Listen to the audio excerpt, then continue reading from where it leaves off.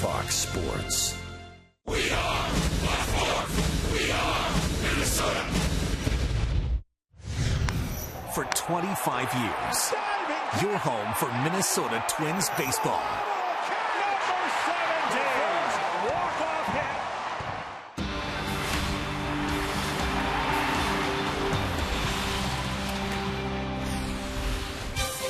There is something special ahead tonight at Target Field. The fans can sense it. So can the Twins, who will welcome the New York Yankees to the Twin Cities for their first and only visit this season. Twins and Yankees series on Fox Sports North is presented by Subway. We welcome you to Target Field, where tonight Scott Diamond will take the mound. 5-7 this season, 5.40 ERA. This was the ace of the staff last year, Roy. What has happened to him this season?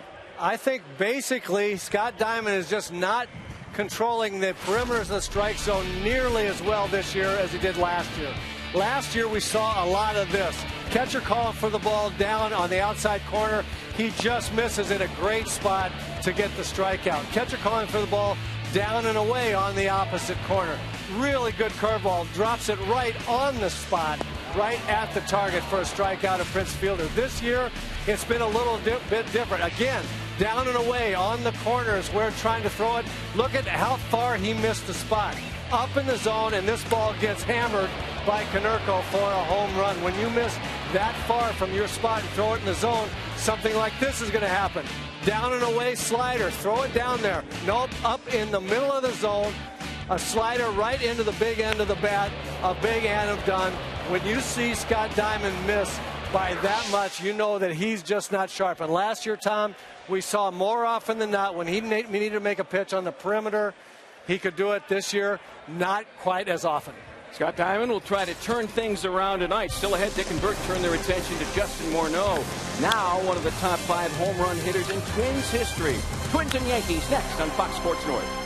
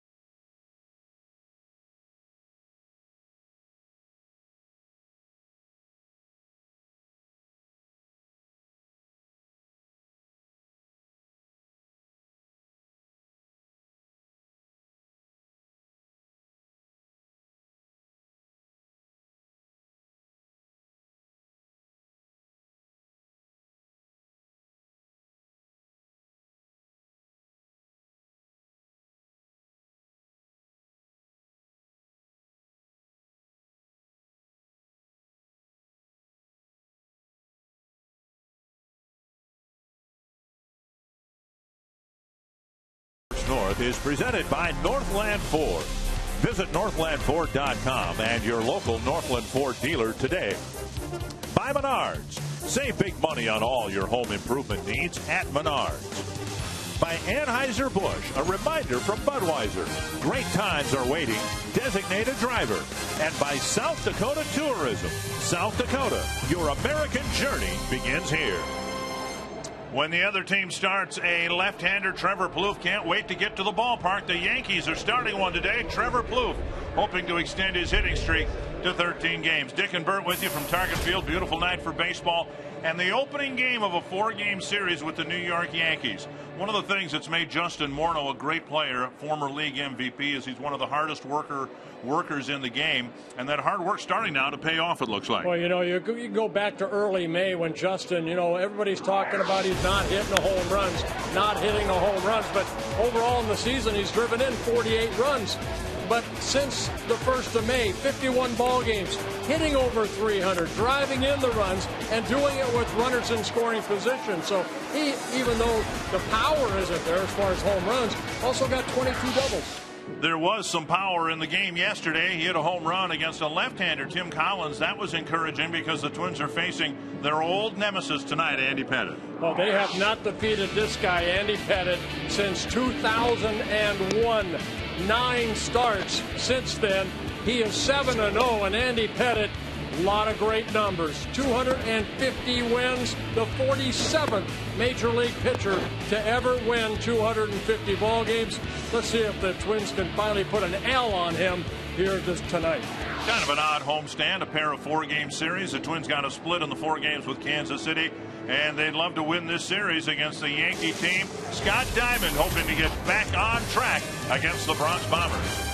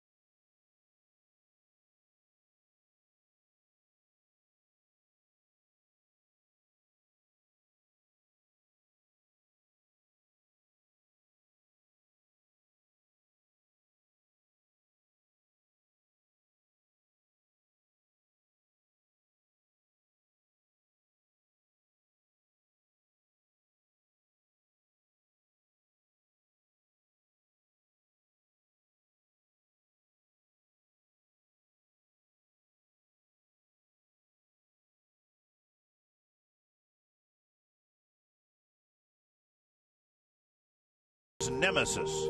From the regular season to the postseason, New York has had the Twins numbered. Last season, the Twins took a step forward, nearly taking the season series. Tonight, it's another chance to get the best of the Bronx Bombers and end the nightmare against New York.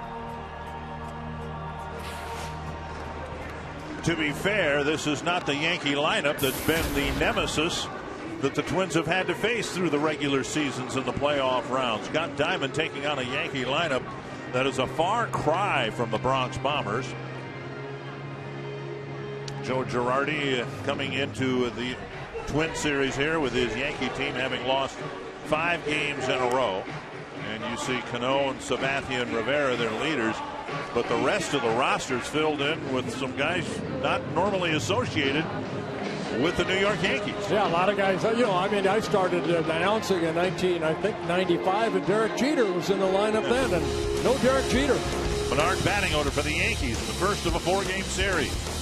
Brett Gardner, Jason Nix, Robinson Cano, Vernon Wells, Travis Hafner, Zoilo Almonte, Lyle Overbay, Chris Stewart, and David Adams. Gone are Jeter, Rodriguez, Granderson, Teixeira, all on the disabled list. Well, here's Scott Diamond making his 15th start. His last 4 starts, an ERA over 7, so he needs to really pick it up. He's making his 2nd career start against the Yankees. His other start coming in September of 2011, and that was in New York. Northland Ford defense for the Twins. Part of the game that kind of got away from them yesterday in the finale with the Royals. Oswaldo Arcia in left, Clete Thomas in center, Chris Parmalee in right. Trevor Plouffe, Eduardo Escobar, Brian Dozier, Justin Morneau, the infielders. Ryan Doumit behind the plate. Josh Willingham's a designated hitter. You can count on one hand the number of times over the years at home that Joe Mauer has not been in the lineup, and he's not in there tonight. Yeah, just getting a day off. Doumit doing the catching. He's had some health issues as well with his sore left ankle. But Mauer, with a number of teammates along with him, being sent back with the flu bug over the last few games. It doesn't seem right to see Travis Hafner in a Yankee uniform.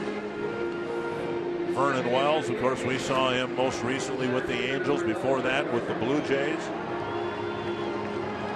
It's been an odd year for the Yankees, and the injury started very early for them. And they've continued here as we begin the 4th month of the year. Boy, you're not going to get me crying. I've lost, I figured it out, an average of an hour and a half sleep every night since the start of the baseball season because of that. Brett Gardner to lead things off. And, hey, Scott Diamond's got this going for him. North of the border, it's Canada Day today. So maybe that will, in some mystical, odd, disconnected way, help him tonight.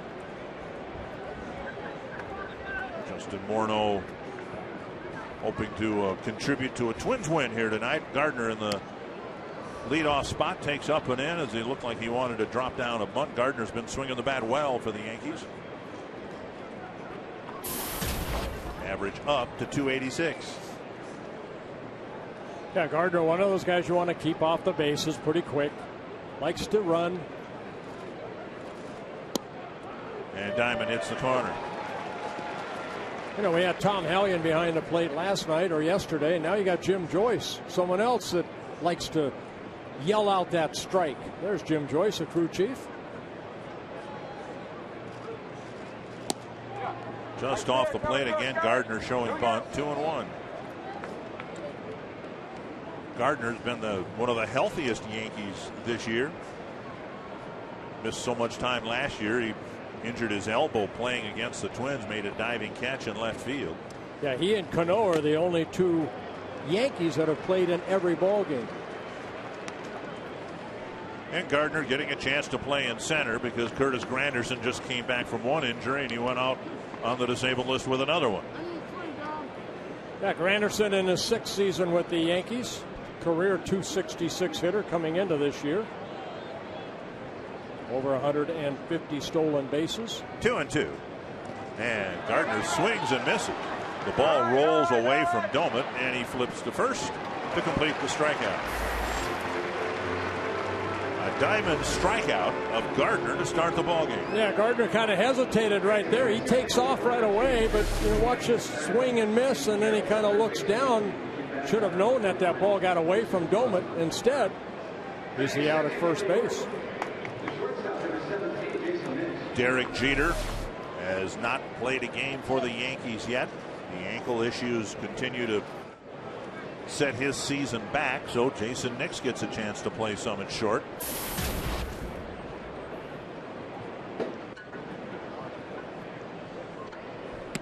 Up and in, ball 1. Well, it was Yeah, Eduardo Nunez. Remember, he was the shortstop. He's on the disabled list. So this is like their third shortstop coming into this season. 2-0. This 4-game series begins with the Twins actually closer to first place than the Yankees are. Tigers already lost this afternoon. The Twins are 5.5 games out of first, and the Yankees are 6.5 games back. 3-0, Diamond to Nix.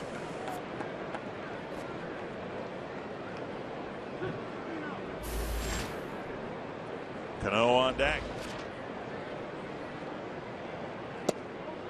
And a strike call. Well, for Scott Diamond, this is his second career start against the Yankees. This is his 49th career start. 21 wins, 27 losses.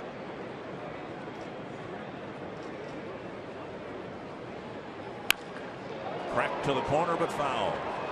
3-2.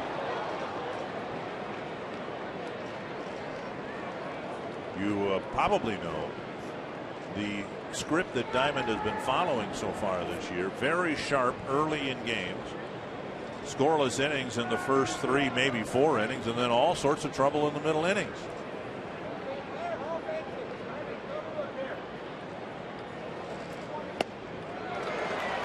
And another strikeout of Jason Nix.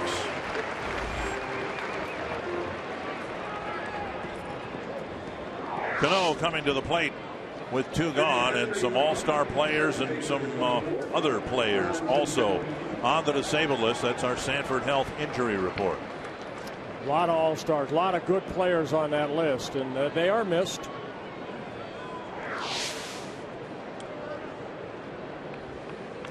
Canó, the batter. You always find out what kind of player you have. You know, Canó is surrounded by a lot of those players, and now that they're not here, Canó's still having an outstanding year. This guy's just a good baseball player. The Yankees have always had such a protective lineup, especially, you know, from the leadoff hitter to Jeter down to, you know, 8 or 9 in the lineup. They've all protected each other. Well, they're not here to protect Canó anymore. And he's still putting together 17 home runs and driven in 48 runs. See Jamie Carroll, he's in at third base. We've been given a late lineup change for the Twins. Trevor Plouffe has moved to the DH position. Carroll's in at third, and Josh Willingham has been scratched. That knee, which has given him problems pretty much all year long, apparently serious enough now to get him scratched from the starting lineup. 1-1, and Canó takes one up around the hands.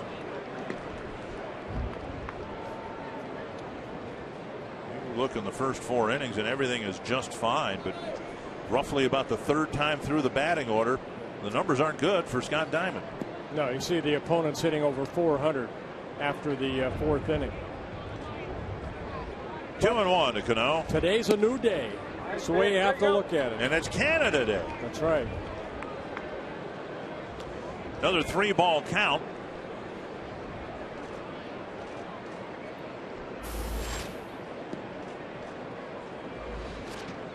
Three and 1 to Robinson Canó. To center and deep. Thomas going back, hoping for a bounce, but it's gone. Canó with a solo home run to put the Yankees on the board, his 18th of the year.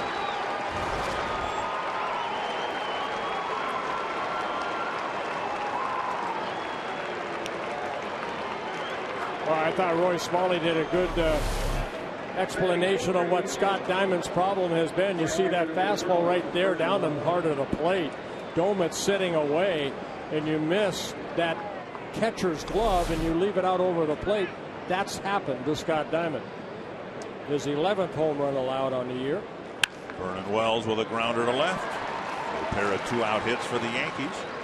Wells is aboard, and that'll bring up Travis Hafner.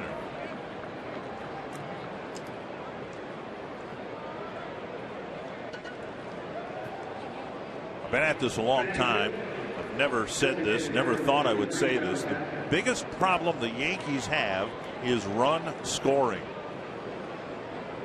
They've played 3 more games than the Twins, yet the Twins have outscored the Yankees by 19 runs.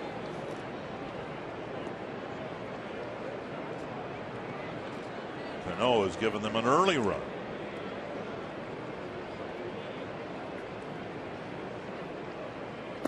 Down and away, ball 1.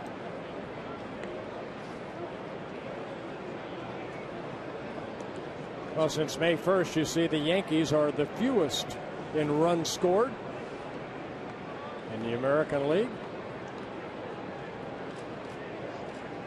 1-0 to Hafner.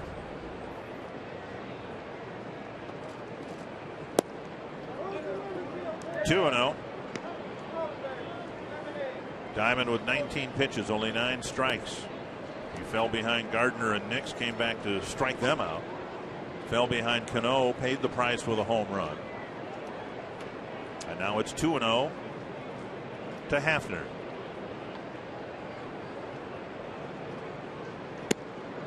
Two and 1. And for some reason, Scott Diamond has struggled here this year at Target Field, here at home. This is his 8th start here at Target Field. He's 2-5 with an ERA over 6. And on the road in 7 starts, an ERA about 4.5. And this is kind of a pitcher's ballpark. Half swing by Hafner, upset himself for swinging at that. 2-2.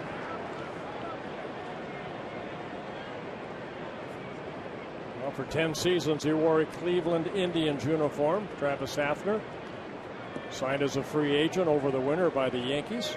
There are the splits right there between home and road. 2-2 to Hafner. Kicks away from Dome, but he can't find it. And Wells will round second and hold up there on a wild pitch.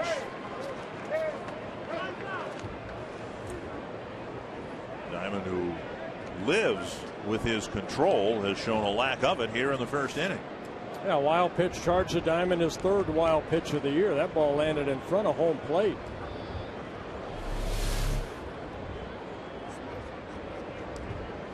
Dome somewhere in the right arm, it looked like.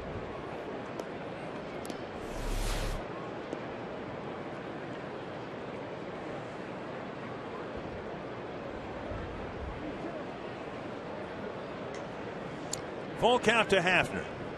Pitch number 23 of the inning for Diamond. Tapper right side. Picked up by Dozier. End of inning. Nice play. Canó with a 2-out home run, putting the Yankees up in front.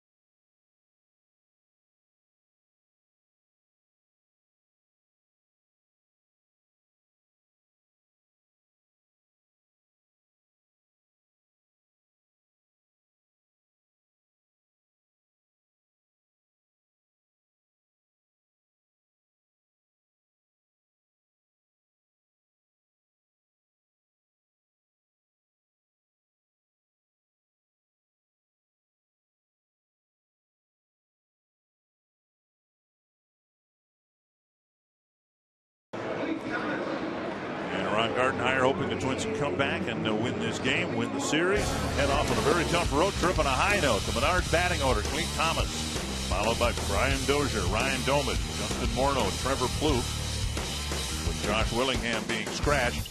Arcia moves up to 6th, Parmalee, Carroll, and Escobar. And that lineup facing Andy Pettitte. And Andy Pettitte making his 23rd career start against the Twins organization, making his 14th start this season. He has struggled as of late. Over his last 3 starts, 0-3 with an ERA about 5.5. 1-1 to Thomas. Pettitte really tough against left-handers this year. And the Twins have no choice but to start 4 of them. Thomas, Morneau, Arcia, and Parmalee. Yeah, left-handers hitting only 160 against Andy Pettitte. Right-handers hitting over 300. And now Pettitte's fallen behind, 3-1.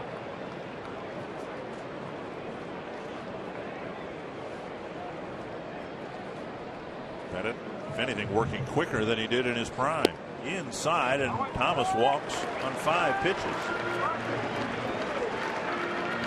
Not the way you want to handle an early 1-0 lead. Northland Ford defense for the Yankees, and might want to write these names down.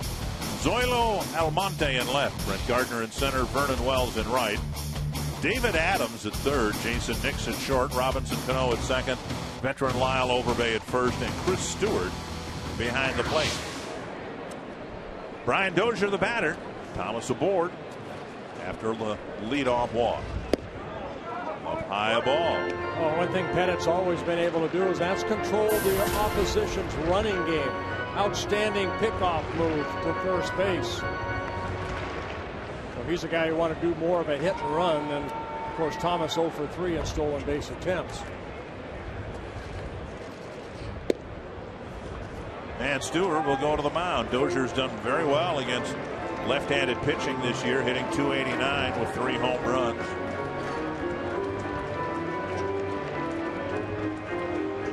It's been mastering Pettitte over the Twins. The Twins have not beaten Pettitte since 2001. I mean, my goodness, the franchise was nearly rubbed out of existence since then. 2-0 to Dozier.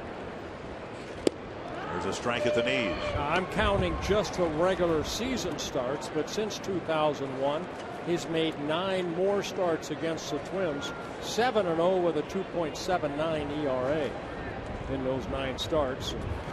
We'll also include a 10-0 in postseason. He is 3-0. Fouled away. 2-2.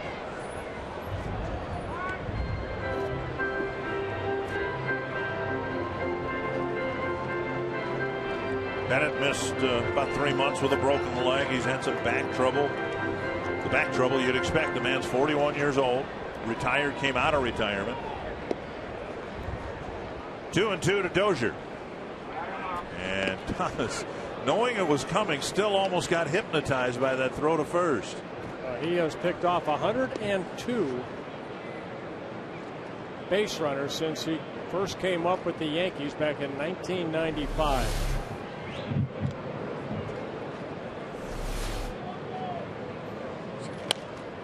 Dozier flips a breaking pitch into the seats. I think Pettitte's done, even though he's struggled as of late. He's kept the ball in the ballpark. You saw it before, just 7 home runs allowed on the season. Yeah, all of them to right-handed hitters.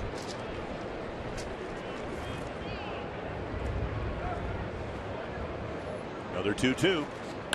Pulled down the line on a fair ball.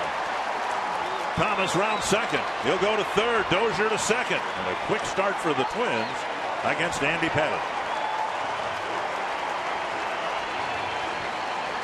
Quick bat right there by Brian Dozier on that pitch inside. Pettitte will change speeds.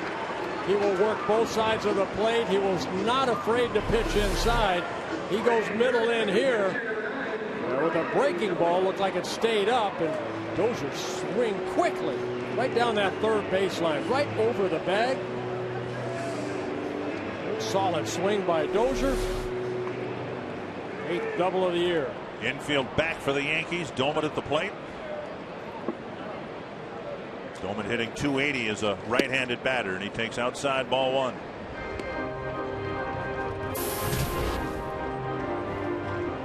Domit's strongest side this year obviously has been the right-hand side, at least in terms of batting average. Just one of his 8 home runs, though, is a right-handed batter. Checked his swing and called strike. 1-1. Well, you saw Robinson Canó playing on the shortstop side of second base. They will concede a run here if you can just get the ball past the pitcher.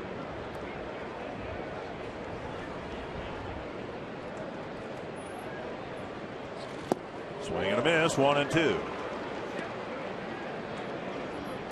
Twins team batting average heading in the right direction. Hit just .239 in April, .244 in May, .260 in the month of June, with a lot more power. See if he goes to that slider. That's his strikeout pitch, down and in. Just missed. A little backdoor, cutter. I could see his grimace from up here. He thought he hit the corner. Didn't get the call. 2-2.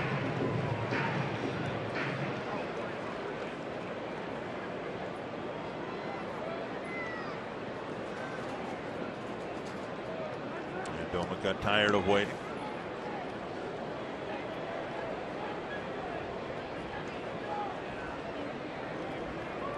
Twins have hit 22 home runs in their last 17 games.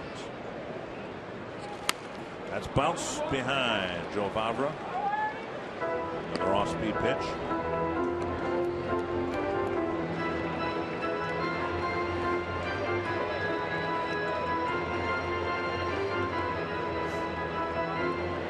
Everything's been down, down, down. Let's see if they try to go with that fastball up right here.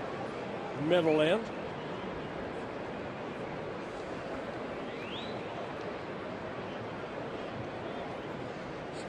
Wide of the plate. And now it's a full count. Morneau on deck. Both pitchers struggling with their control.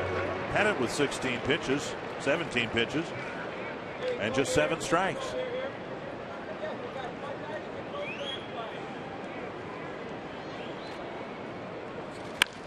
Laced to left center field. It'll score 2. Domit with a 2-run single. And the Twins are on top 2-1. Well, Pettit went with a slider, but he left it up, and Ryan Domo was all over it.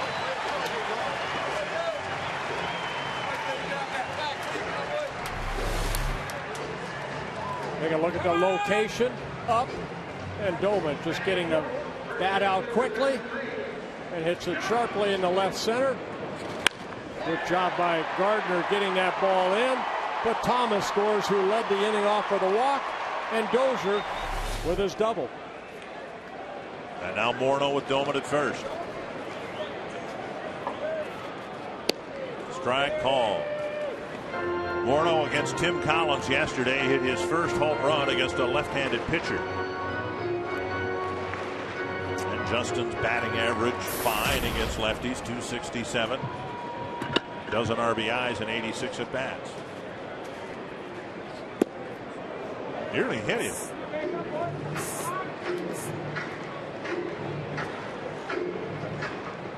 One and one.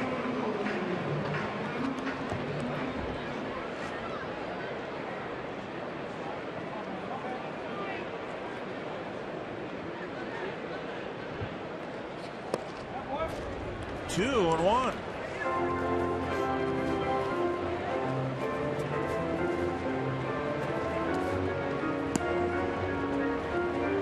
And this is a time you want to get starters like Pettit early until they get into a groove. 2-2. Wild swing by Justin.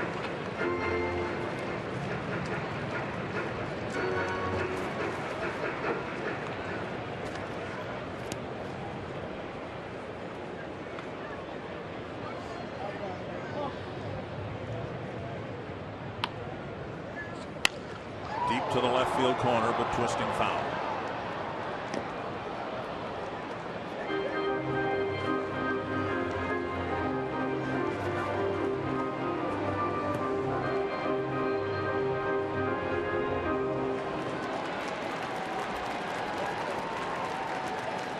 Still nobody out in the first inning.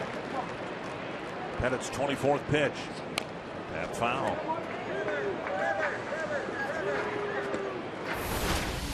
Mid-90s fastball by Tim Collins, and Morneau turned on it.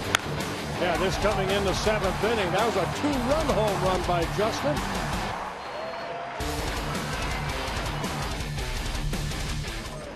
Another 2-2 to Morneau.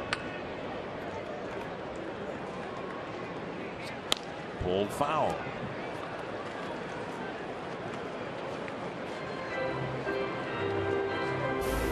You know, one thing that we've remarked is over the last several weeks when the Twins have had 13 pitchers that they've been kind of at a disadvantage. Yankees have 13 pitchers. Blue Jays, when we get to Toronto, they've got 13 pitchers. But who would have thought the Yankees, with the payroll that they have, the great starting pitching that they've had, that they would need 8 relief pitchers. They may need a number of them here tonight. Busted bat, a bouncer to short, or to third rather. And Morneau beat it out. No!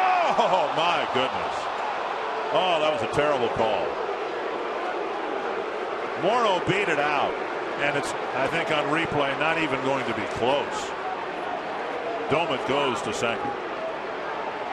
It was the last homestand that Corey Blazer made a bad call at second base. That's who Gardy's talking to right there.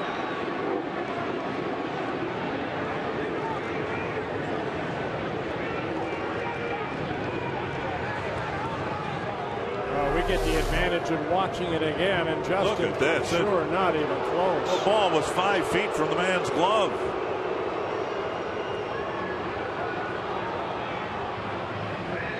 Roy Smalley, you're right there. My goodness. You know, guys, there's sometimes when you don't know what a manager could possibly say to an umpire standing right here by first base, and he beat it by a step and a half, it looked like, from my vantage point right here. I don't know what he could possibly have been seeing, honest to gosh. Well, here's Trevor Plouffe with Domit at second and 1 away. Strike on the outside corner. Well, again, this is a 4-game series, so Corey Blazer will get a shot at every base in this 4-game series. This to right center field and hit fairly well. But Vernon Wells is there. Domit tagging. And he's going to try to advance, and he will. 2 away. And that'll bring up Oswaldo Arcia.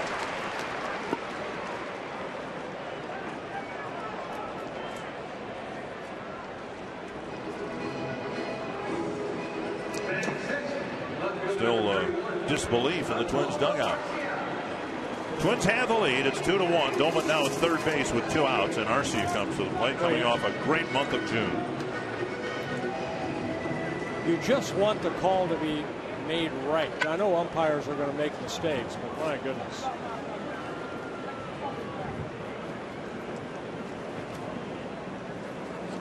Arcia in June hit .329.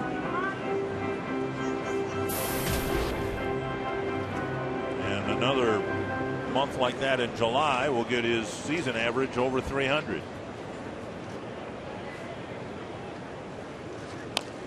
Tapper and Pettit bounces off the mound, falls down, and throws the ball away. Arcia is going to try for second, and he will reach.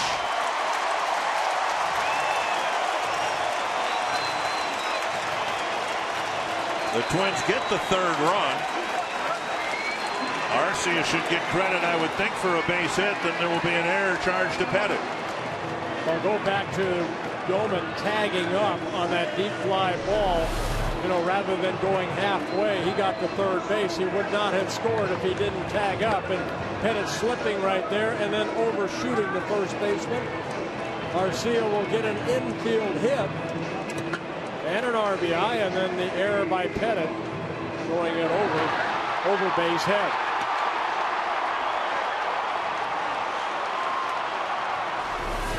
Larry Rothschild, the pitching coach, to the mound.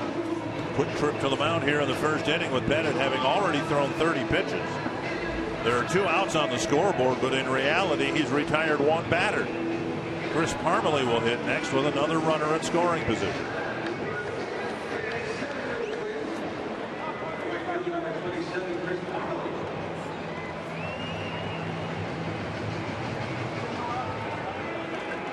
I say that about Domet, and we know that his ankle's bothering him, but that was very smart to tag up and get to third base.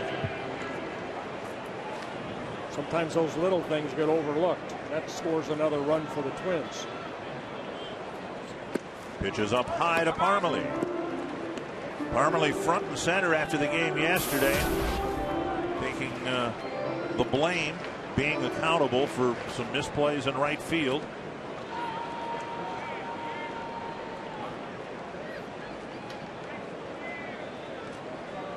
One and 0. You play the game long enough, you're going to make mistakes, and if you're man enough to admit it, which Parmelee did, you move on.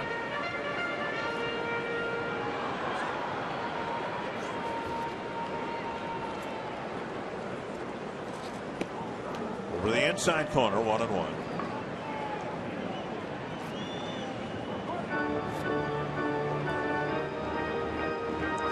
A lot of pitches thrown here in the first inning for Andy Pettitte. Still got a ways to go to catch Wade Davis the other night. What was Davis? 54 pitches in the first inning? 52, 53, somewhere in there, yeah. Nearly hit him. 2-1.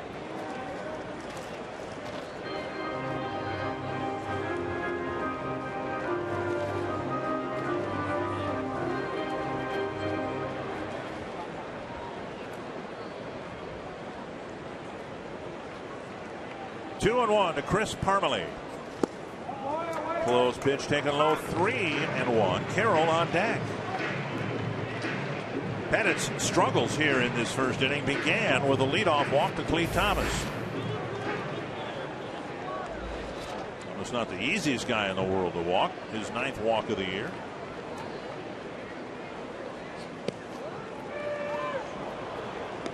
And Parmelee will go for a stroll, thinking that pitch was outside.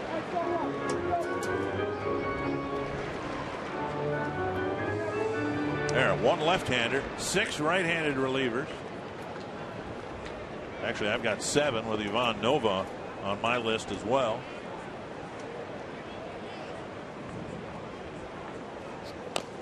And Parmelee wanting to get an outside or an inside corner called.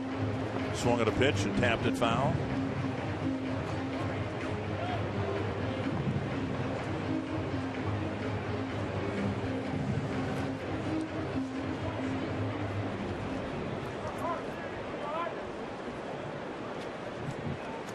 Parmelee trying to add on a run here in the first inning.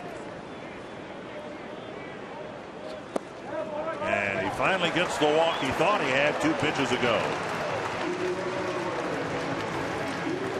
Second walk of the inning for Pettitte. And Rothschild on the phone out to the bullpen. Some early action in the Yankee bullpen. Jamie Carroll was not in the original starting lineup. Josh Willingham said to the manager he thought he could go today as a designated hitter. And then something happened, presumably with the knee, that forced him to be scratched. And Carroll inserted into the lineup. Plouffe moving over to the DH spot. There's a strike to Carroll. And boy, you wonder the more and more that happens whether Josh might not need to go on the disabled list, maybe have the knee scoped. 1 strike. Because the Twins are carrying 13 pitchers and have just 3 bench players, you really can't afford to wait too long for somebody to somehow get healthy. Preston Claiborne warming up in the Yankee pen. Carroll checks his swing. It's 2-1. What a disastrous outing for Andy Pettitte. 40 pitches. He's walked Cleve Thomas and Chris Parmelee. In between, he's given up 3 hits and should have given up 4.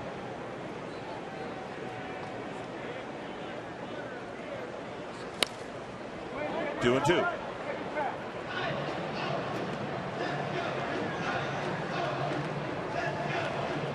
Talking about a matchup here, a combined 80 years of age. Garcia's only 21. Pettit 41, Carroll 39.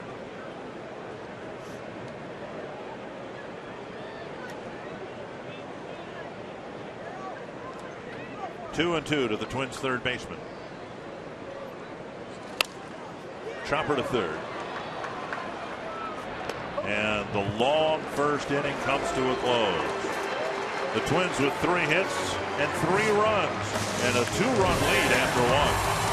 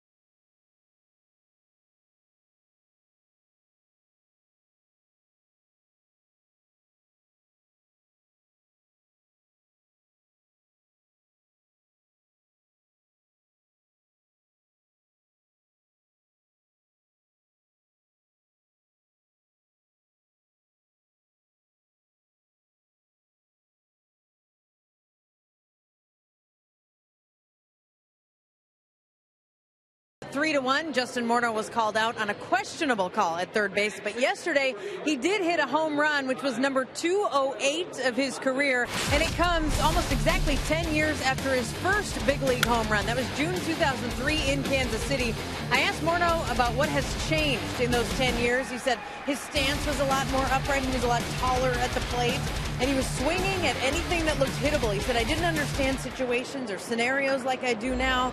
I didn't have much of a plan at the plate. Certainly things have changed, Dick and Bert, in that aspect. And by the way, I got to the ballpark at 3:15 today. Justin Morneau was in the batting cage on the field doing some early work with Tom Brunansky, and that is not an unusual sight. Absolutely not. Thank you, Marnie. 1-1 to the Yankee left fielder. It's not Brett Gardner because Curtis Granderson is hurt. It is Zoilo Almonte. The only other Zoilo to play in Major League Baseball was our Versailles, who was the 1965 American League MVP. 2-1. Well, Monte just getting called up from AAA on June 18th. Signed by the Yankees in 2005, just getting his first call up after 8 seasons in the minor leagues. Bouncer to third. Carroll gets in front of it. Over to Morneau, 1 away. When you join the Twins season ticket family this year, you'll be hitting the sweet spot. Purchase any of the Twins season ticket packages and receive 10% off food, beverage, and merchandise bought at Target for you. Season ticket prices are also up to 20% cheaper than single game purchases. You can call 833-TWINS, visit twinsbaseball.com, check out the options, learn about the cool benefits that come along with being here on a nightly basis. Lyle Overbay, the batter, will be followed by Chris Stewart. Belt high strike. Overbay went to spring training with the Boston Red Sox down in Fort Myers, Florida. They released him at the end of spring training, then signed by the Yankees.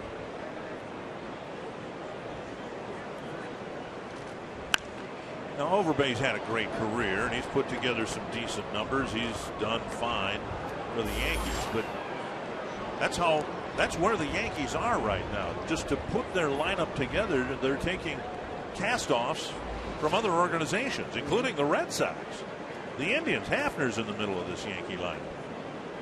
Wells dealt from the Angels. One coast to the other. 1-2. Overbay's always been a gap type hitter. A lot of doubles in his career. Outfield playing pretty straight up. Missed inside, 2-2.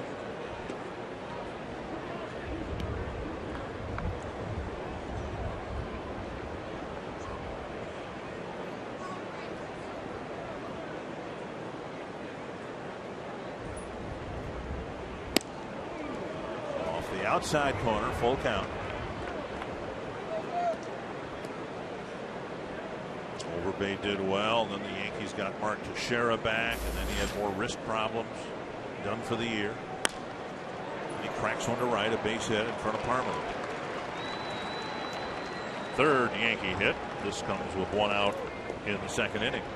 You can get involved in the broadcast. Let us know who you think will be the Arby's value player of the game. Text the word value followed by a space in the player's name to short code 234234. Chris Stewart, the catcher for the Yankees.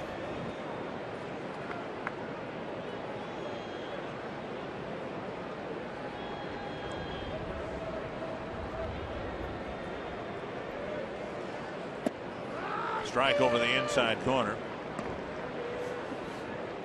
Stewart, a journeyman catcher, came up with the White Sox in 2006. Also has played for the Rangers, the Padres, the Giants. In his second season back with the Yankees, also caught for him in 2008. Kind of a backup catcher his whole career. Not much of a hitter, known more of a defensive type catcher.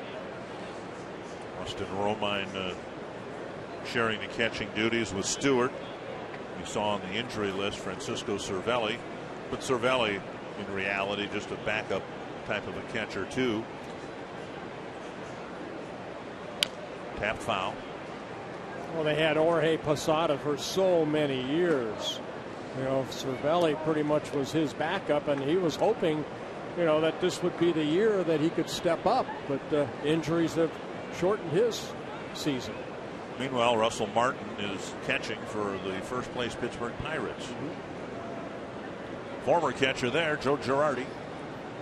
2 strikes and a called third strike. Stewart's gone out, number 2. Well, strikeout number 3 in a ball game for Diamond.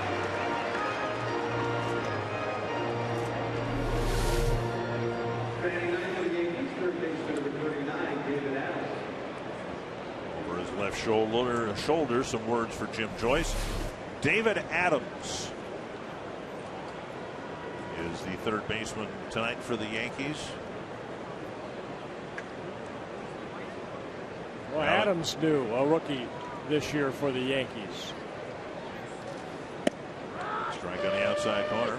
Alex Rodriguez will start a rehab assignment tomorrow for the Yankees. And that rehab assignment can last as long as 20 days. Well, they also had Kevin Youkilis. He's out. So that opens a door for Adam Davis. Excuse me, Adams. David Adams.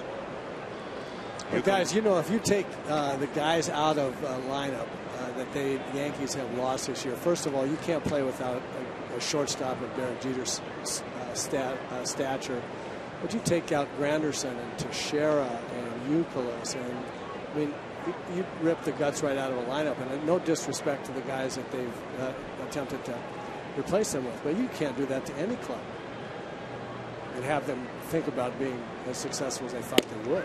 Down the middle. And Adams takes a call, third strike. And Diamond has a scoreless second inning.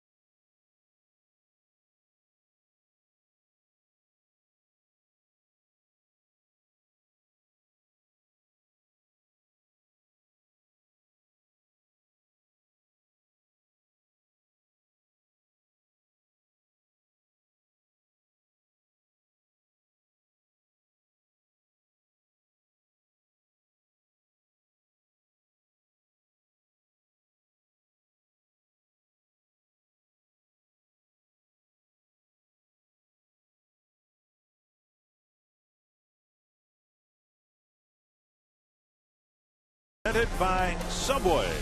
Good start for the Twins, a 3-1 lead as we go to the bottom of the second.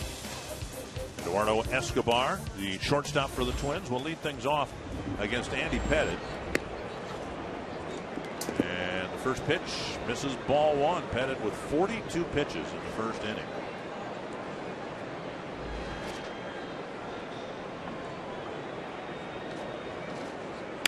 It's a fly to center. Hit almost right at Gardner. One away. And we want to congratulate Roy Smalley, who had a big thrill this weekend being inducted into the College Baseball Hall of Fame in Lubbock, Texas. Congratulations, Roy. Yeah, Roy, congratulations, man. Thanks, guys. It was a ton of fun and a great honor. I really, really enjoyed it. Went in with Sal Bando, and a great captain of the A's from Arizona State, and Ralph Garr from Grambling. We remember the Gator Garr, terrific player. But there are some great guys in the obviously great college players, and then who became big league players in the College Baseball Hall of Fame, and it's just a real honor to be a part of that. Well, again, congratulations. We were talking earlier about that. Ralph Garr was the first hitter I ever faced in spring training in 1970. I pitched a game against the Atlanta Braves, and he led off the game. Ralph Garr. He hit a home run too? No, he got a base hit, and then guess what? Hank Aaron hit into a double play. Wow. I was on top of the hill. Next hitter was Rico Cardi, hit about 500 feet. So I came down off that mountain very quickly. 2 quick outs here in the second. You can get into the broadcast at Fox Sports North, submitting a question at carsoup.com/baseball. Tonight's question, Chris in Bloomington, Minnesota. Is Andy Pettit going to be an MLB Hall of Famer? My opinion, no. 250 wins of 447 major leaguers, but as far as lefties, no. If he goes in, Jack Morris has to go in long before him. Well, just on the subject of left-handers, Jim Cotton, Tommy John would have to go in first. Yep. And you know what? I looked it up. I mean, 25 complete games in over 500 starts, only 4 shutouts. Bouncer to short. He's rebounded from a very difficult and long first inning. He's also blessed to play with a very good organization. He has a 1-2-3 second inning.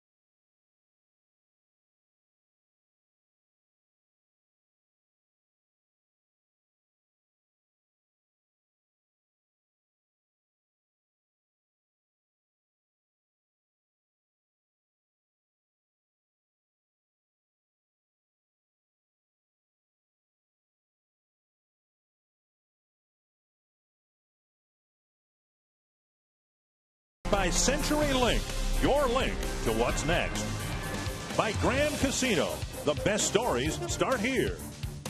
And by Sanford Orthopedics and Sports Medicine, for the everyday competitor in all of us. All the scoring in the first inning. The Yankees got a Robinson Canó home run. The Twins scratched 3 runs across to give Scott Diamond a lead. It'll be Gardner, Nixon, Canó in the Yankee third. While Diamond is pitching on the the major league mound here at Target Field. Mike Pelfrey is pitching down in Cedar Rapids, Iowa, in what is presumed to be his only start on a rehab assignment. Pelfrey had a back issue that put him on the disabled list. If everything goes fine, it's assumed that Pelfrey will rejoin the rotation this weekend in Toronto. But then you've got that numbers issue too, and P.J. Walters has struggled his last couple of starts. To make room for Pelfrey, someone would have to be taken off the 25-man roster. 1-0 to Gardner, and a strike at the knees. We know that Kyle Gibson will make his next start on his turn, which will be Thursday afternoon against the Yankees. Yeah, and Walter's scheduled to pitch Wednesday night as Duel starts tomorrow. Punch to left. Arcia runs in, makes the catch on the line drive, one away. Josh Willingham's going to get another MRI on his injured knee tomorrow. And regardless of what they find, it's apparent he's not in position to play left field anytime soon. I don't know that the Twins lose anything defensively with Arcia in left. No, you miss his bat, of course, in the lineup. Right. And I guess we'll have to wait and see what the MRI says. Down and in, a ball. Well, you do miss, Nix. excuse me, Dick, you do miss his bat an awful lot in the lineup, and you want him in there because you want to be able to play the Doman at DH and not have to have Willingham be the DH. You get more of your good hitters in the lineup when Willingham can play left, including Arcia. Right, and Ron Gardenhire mentioned, Roy and Bert, viewers, that Doman's ankle isn't ready to do any more running than necessary, and you put him out in the outfield, you necessarily have to track down some balls. That's why, again, I'll go back to that first inning. He tagged up on that fly ball to right. That's a foul ball. Nice snag by Carroll behind the bag. Got to third base with 2 outs, and then the mishap, the infield base hit by Arcia. Doman would not have scored if he was at second base, so that added a run to the Twins. Yep, clearly foul. 2-1 to Jason Nix.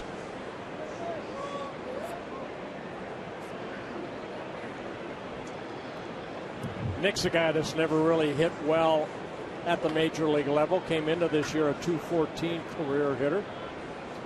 Came up with the Rockies in 2008. 3-1.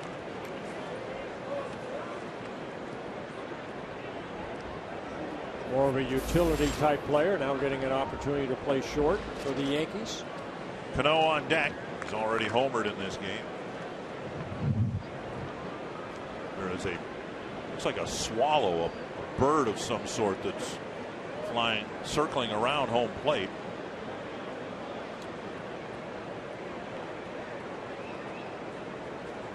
Three and one. That a fair ball, and it eats up Carroll. That's a tough play. That's one of those plays at third base where you just have to stand there and take it and hope when you know you're going to knock it down and hope you knock it down right in front of you. An in-between hop that he could neither charge nor back up. You see, there's no way that he can charge and get that short hop. He's just got to try and play it off his stomach or chest and hope it bounces straight down, and it just didn't. Yeah, that's always a tough error. Even when I'm out on that mound and a ball hit like that, that's hit hard, and that last little hop, you'll get an error for that, but that's a tough error. It is, and the thing about it, Bert, it's one thing if a guy doesn't move his feet quickly and charge in and get that short hop or doesn't back up, but when you don't have a chance to do either one of those things, you just have to suck it up. Canó lines it deep to left field. He's tied the game. He's taken 2 swings in this series, and he's hit 2 home runs. Unbelievable. Robinson Canó again doesn't have a lot of protection around him, but continues to hit the long ball. Home run number 19 on the year for Canó. Well, it's my fault, guys. I said in the pregame show that when we were disparaging the Yankees a little bit of late, I said, when any line's got Robinson Canó in it, it's got a chance to score a bunch of runs. And He's a one-man wrecking crew right now so far through 3 innings. Diamond's pitch. And as he did in the first inning, Wells jumps on the first pitch and singles to left. So the balls that have been hit here in the 3rd inning, second time through the order, have been all hit very hard against Scott Diamond. And the one thing that we're seeing so much this year, Bert, as you've noted on plenty of occasions, that the balls that these guys are hitting right in the middle of the zone. And I have this very distinct image of Scott Diamond last year not throwing the ball in the middle of the strike zone very often. He's very, very good at pitching the perimeters, but today is a great example of what looks like is going wrong this year with Scott Diamond. He just can't seem to stay out of the middle of the plate with any of his pitches. Yeah, unlike last year, he was hitting his spots. Right now, just up in the zone. We usually see that in the 5th and 6th inning, but here early in the ball game, leaving the ball up. Hafner bounced to second his first time up. He takes ball 1. Well, good news on Pelfrey. He worked 6 innings today, gave up only a couple hits, couple earned runs, struck out 6, did give up a home run, 70 pitches, 51 for strikes. And he said he felt fine after his start. Might be 2. Dozier to Escobar. And a double play. But the Yankees on another Robinson Canó home run tie the game at 3.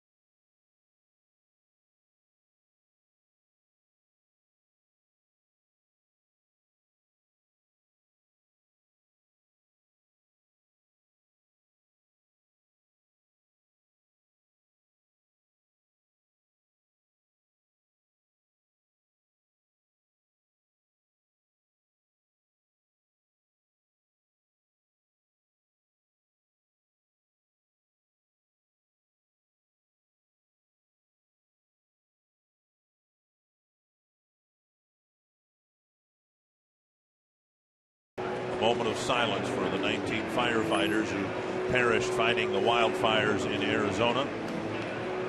The elite firefighting group passing away yesterday in their efforts to try to control what has just been a horrific situation in Arizona. Prayers and thoughts go out to their families. Robinson Canó with 2 home runs. The Yankees have tied the Twins at 3. Domit drove in 2 Twins runs with a single in the first. Now to center.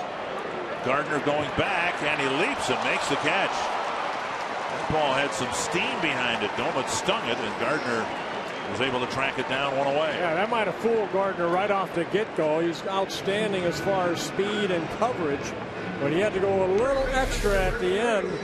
Domit, that breaking ball, hits it sharply. Gardner leaps right there and makes a nice catch. You can't teach speed. That was all made up. He made an error in judgment. You're right, Bert. He did not judge that ball correctly and made up with it with that terrific speed. Ball 1 to Morneau. Well, take a look at this right here. I mean, he goes back to the side a little bit and then kicked it in. A little extra burner. 2-0 to Morneau. Morneau was retired on a ground ball to Adams. Morneau beat the throw by about 5 feet and still was called out. 3-0. Plouffe on deck.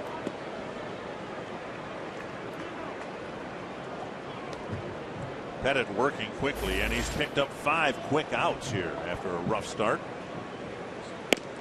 And a 4-pitch walk puts Morneau aboard with 1 out in the 3rd. Yeah, 3rd walk for Adam Pettit. Right now, Aaron Hicks is on a rehab assignment, and they hope that he responds to the rehab assignment like Trevor Plouffe has. Our lows never stop improving. Since his rehab assignment, Trevor Plouffe has been maybe the Twins' top hitter. Well, since his return from the injury, you can see hitting over 300 over the last 14 ball games. Currently on a 12-game hitting streak. And he takes ball 1. What I like about those numbers you just saw, guys, is the RBIs per home run. Last year we saw a lot of solo home runs and not very many runs batted in relative to the 20-some home runs he hit. This year, better at bats with guys in scoring position, driving in runs with something other, just like that. Driven to right, Wells back, and he makes a leaping catch on the warning track. And that ball nearly sailed over his head. 2 down, and that'll bring up Arcia. Great at bat by Trevor. That's exactly the kind of at bats we're talking about. We didn't see a lot of this from Trevor last year, being willing to go the other way, use the whole field. And even though he made an out there, that ball was scalded to his opposite field. And when you're trying to hit the ball that way, you don't get fooled nearly as much as when you're trying to pull the ball so much as he was last year. That's a really good sign for Tom Brunansky, the hitting coach for the Twins. That's a good catch by Wells. He's won 3 Gold Gloves out in the outfield. Those coming when he was with the Toronto Blue Jays. 1-0 to Arcia. In center field. Brunansky talking to Eduardo Escobar, hitting 9th today. A strike called, 1-1.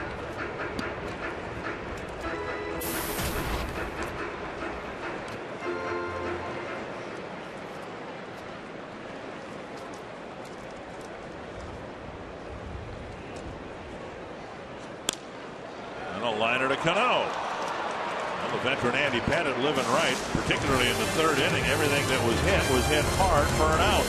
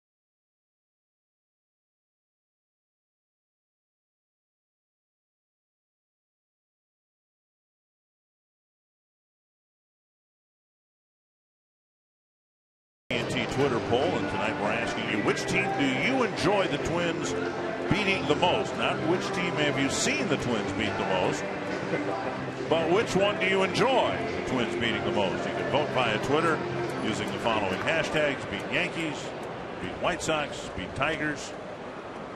I know if Gardy had a vote, I know who he would vote for. It's a drive to left. And a leadoff single by Zoilo Almonte. Diamond giving up a bunch of hits here. 6 of them already. A leadoff hit here in the 4th. And the Yankees aren't wasting any time if they're looking at pitches, are they? No, I mean, a first pitch swinging. Yeah, but look where the location of that pitch is, Roy. I mean, pretty much right there, hittable. Yep, that's what we've been saying, and they're going to swing at the first pitch. That's where, as a pitcher, you have to make the adjustment. Kind of what Pettit's doing now since that first inning. You know, you got to hit that corner a little bit with a better pitch. Another one. Even though that was taken for a strike, that's pretty much right down the middle of the plate. Right. Now here's Almonte right here. I mean, not a bad breaking ball, but it didn't have that bite down. 1 strike to Overbay. Singled his first time up. 1-1. Bert, have you noticed that about Scott Diamond's curveball? It seems to me that relative to last year, he's throwing fewer of them, yes, and they're not as big. And he's not utilizing that changeup right as much. It's more fastball slider. Right. And he's not a strikeout pitcher. Most strikeouts had in the ball game is 5. Popped up to center field. Sometimes hitters get themselves out. Another pitch right there that Overbay hits it to Thomas in center field. The encouraging thing is, while the Yankees have a leadoff single here in the 4th, Robinson Canó won't bat till the 7th spot this lineup. He's done all the damage. As much as the Yankees have gotten some singles here or there and all that, it's been Canó, and Canó only, who's done the run scoring. There's Chris Stewart, called out on strikes his first time up.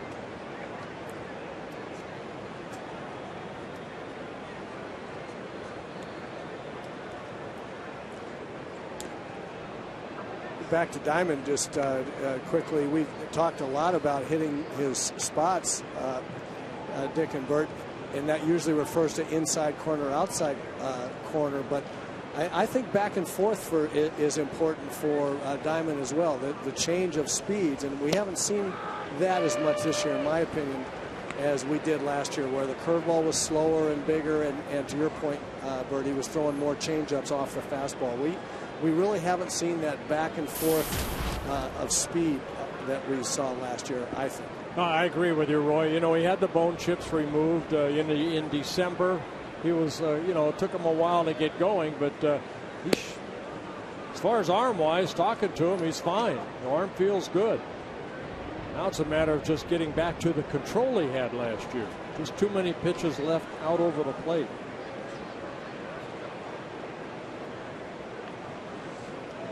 One and one to Stewart. Diamond got a ground ball double play to end the 3rd inning. There goes Almonte. Doman's throw. That would have been a close play if Dozier had been able to field the first hop. And instead, it's a stolen base for Almonte. Yeah, Almonte getting a good jump right there. He has some minor league stolen bases, a lot of them, but here picks up his 3rd major league stolen base in 3 attempts. Looked like Almonte had the base stolen, even if Dozier had fielded the throw. 2-1 to Chris Stewart.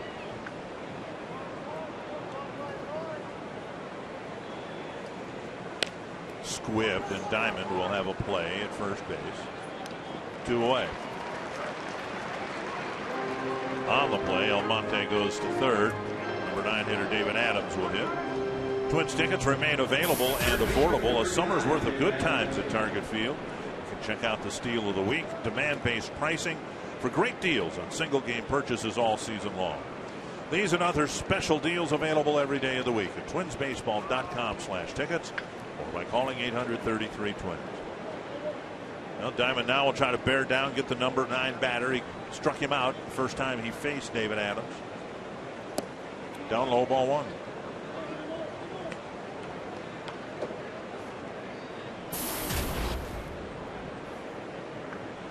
Adams, 6 years in the minor league system of the Yankees, a career .296 hitter in the minors. Getting called up. Tapper to 3rd. Carroll gets a head-high hop and throws to Morneau to end the inning. The Yankees strand their leadoff single at 3rd base. It's still 3 apiece.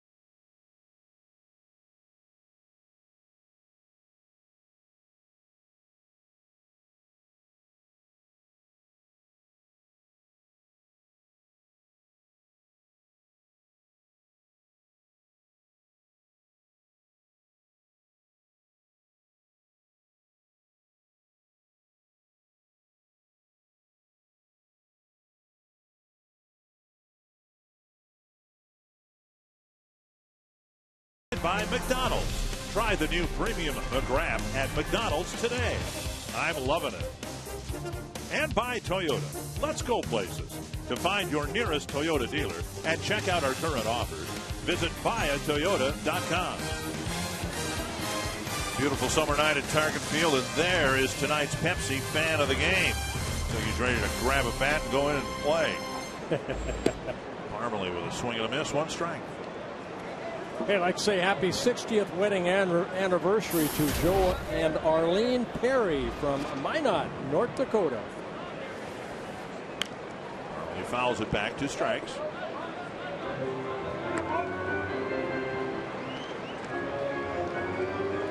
Some of the family there. Okay. They were up in the booth earlier this afternoon. Up and away to Parmalee, 1-2. He drew a walk when the Twins sent 8 men to the plate in the first inning and scored their 3 runs.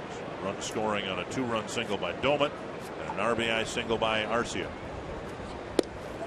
Close pitch, 2-2. Yeah, Pettit needed 42 pitches in the first inning, but then in the second and third combined 18 pitches to get 6 outs.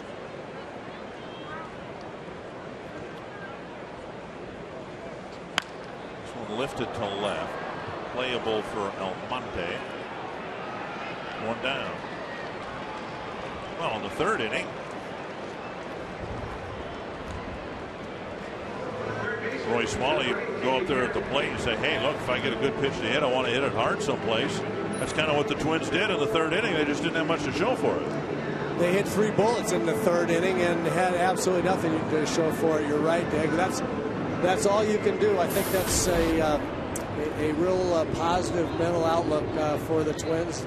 Pettit didn't really settle down and get out of that after that first inning, just shut him down.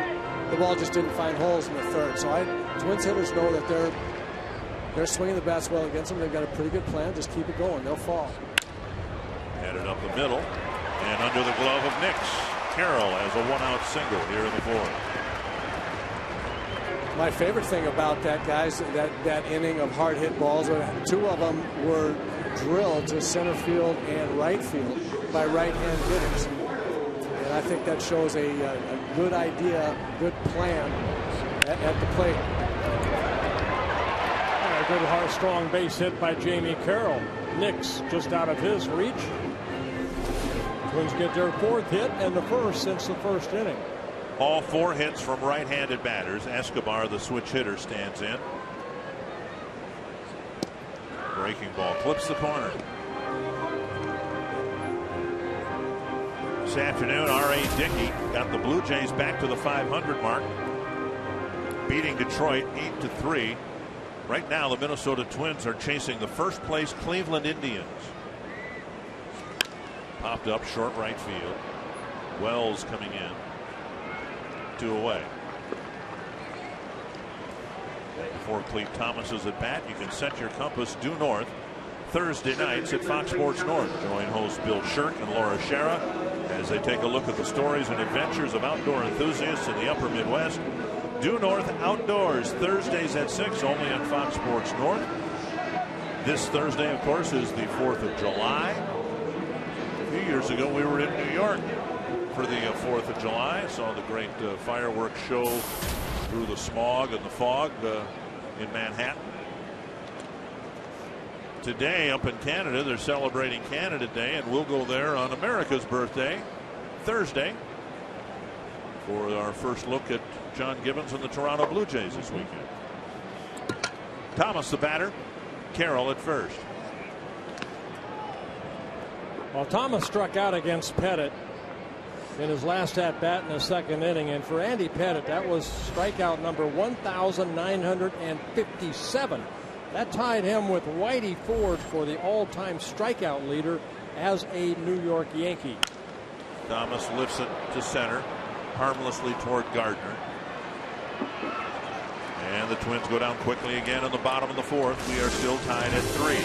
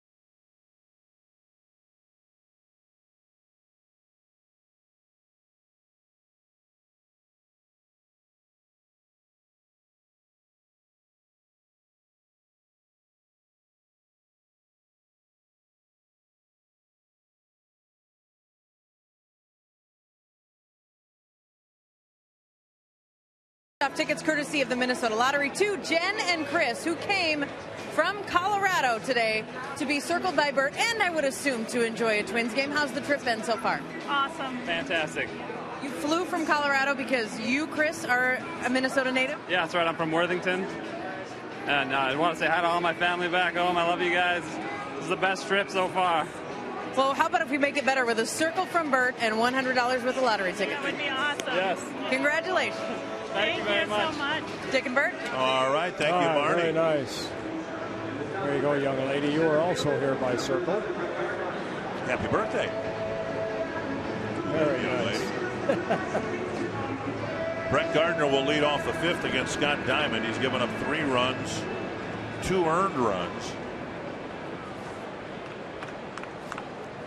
And he's given up 6 hits. He'll have to face and find a way to retire Robinson Canó here in the fifth.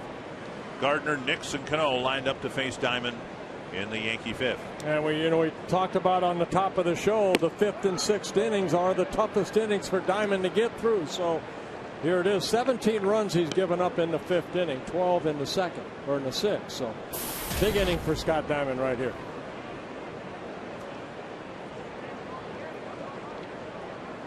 Gardner shows bunt, takes another strike, 0-2.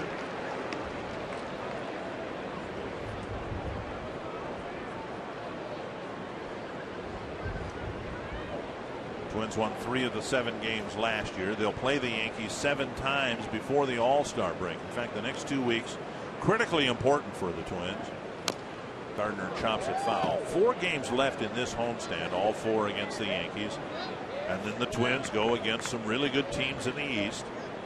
The Toronto Blue Jays, the Tampa Bay Rays, and the New York Yankees before the All-Star break. And Toronto really coming on, aren't they, guys? Toronto and Tampa playing well too, but Toronto now finally getting healthy and getting a little scary. Doman steps toward the mound, throws to first. Gardner strikes out for the 2nd time tonight. That's strikeout number 5 in a ball game for Scott Diamond.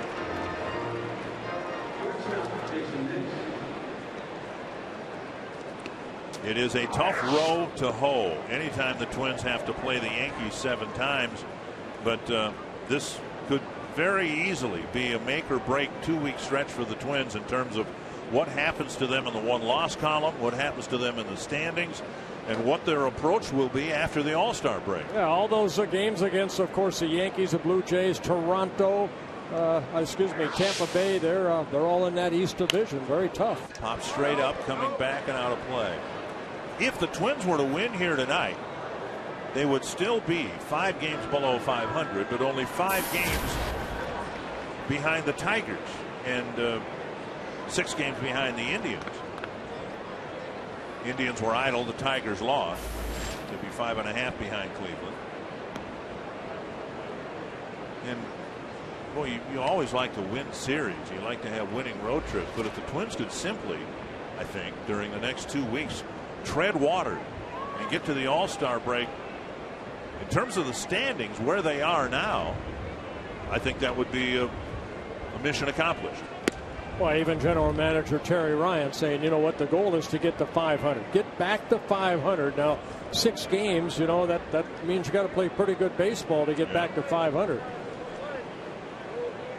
And that's every team's goal. Get to 500 and then hopefully take off from there.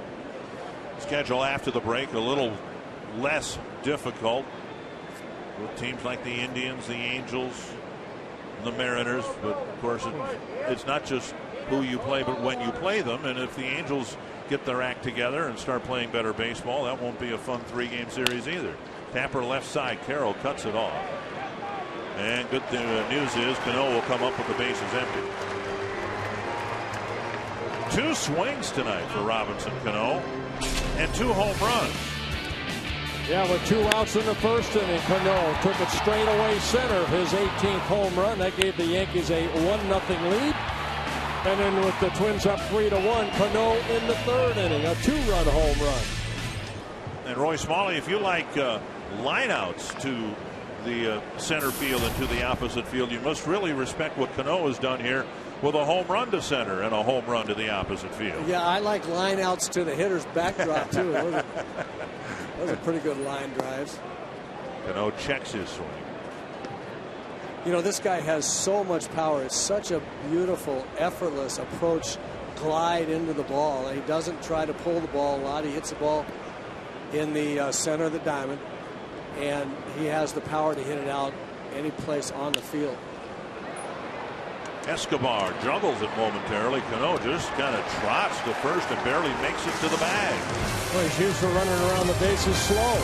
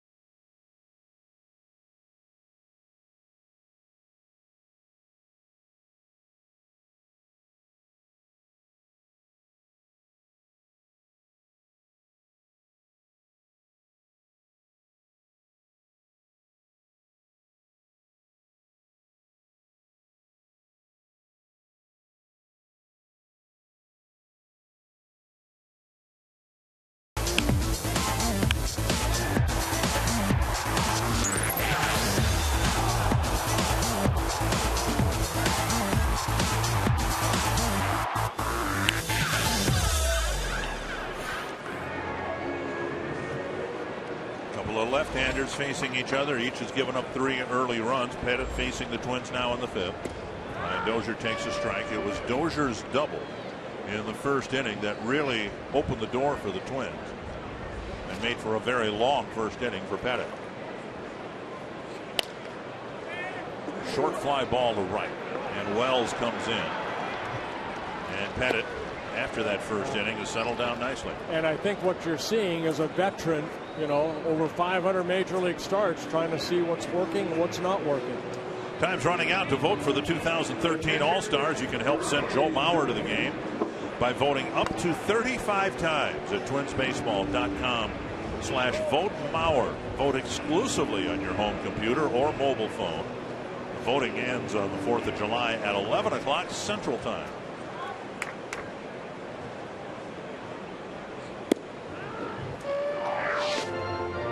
Mauer still leading behind the plate. Let's see. Count the Yankees. There's one. What? There's only one Yankee voted on the positions for the American League All-Star squad, the starters. Yeah, look at the Orioles. They have 4 in there. Side 2-1. Orioles just swept the Yankees. 3-game series that extended the Yankee losing streak to 5.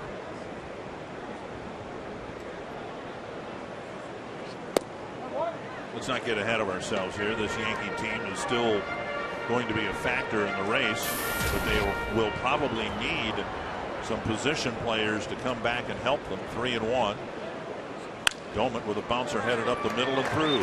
Second hit for Domet. And he's hit the ball hard all 3 times. He barreled that ground ball right up the middle. Yeah, Pettit just left some pitches up right there. He left that fastball up to Carroll. And right there, that little cutter that he throws, I think that's what it was, left up. Yankees only 3 games above the 500 mark. The Twins facing the Yankees 4 times, and they won't face the Yankee ace this year, their best starting pitcher. It's not Pettit, it's not Sabathia, it's not Phil Hughes, it's Hiroki Kuroda, who pitched yesterday. Inside, ball 1. They may need help from the likes of Michael Pineda, who's been hurt ever since he became a Yankee. 1-0 to Morneau. Chopped foul. Nice grab by the fan that brought his glove.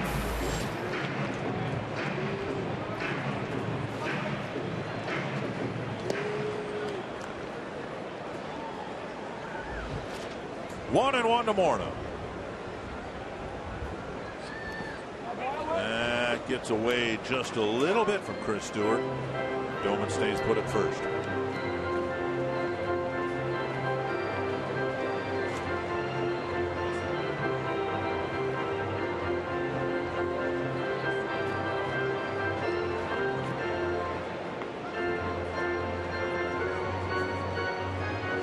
Twins trying to regain the lead. They had a 3-1 lead before Canó's second home run.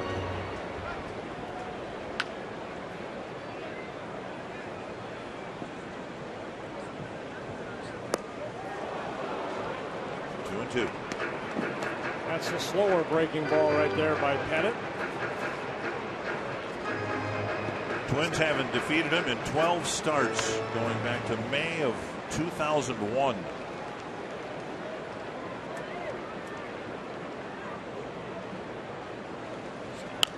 Fouled away.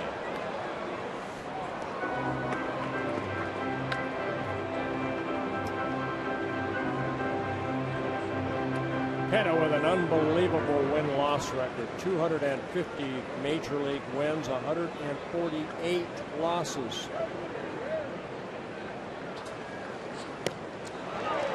High fastball got him. Swing and miss, 2 down. Pettit just his second strikeout, and now he becomes the all-time Yankee strikeout. And Stewart threw the ball into the Yankee dugout. There's a graphic right there, just passing Whitey Ford, Ron Guidry on there, red roughing.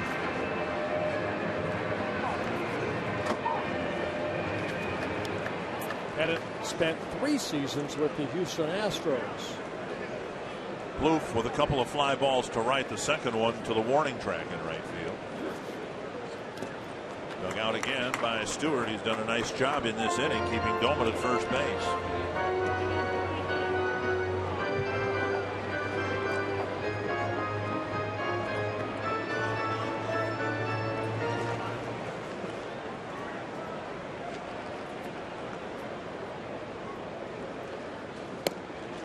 Takes ball 2. Good take right there.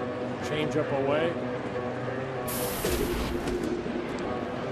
There was a pitch where Trevor was going to try to jump out and nail one to his pull field, and it was a good take, Bert. He was able to hold up, but he was guessing fastball there. Breaking ball over the inside corner. You can see him stride out there like that. The speed of his stride a little bit faster than the speed of the ball relatively. That's a fastball stride into the ball right there. 2-0 looking for 1-0, 2-0 looking for fastballs he could drive to left, and didn't get one. Now a fastball in off the plate, 3-1 with Arcia on deck. Well, he threw him a 2-0 breaking ball for a strike. Then he tried to go fastball inside. Does he go back to the breaking ball? Well, you got to believe he's going to throw a 2-1. He wouldn't be afraid here, 3-1 or 2-0, I should say.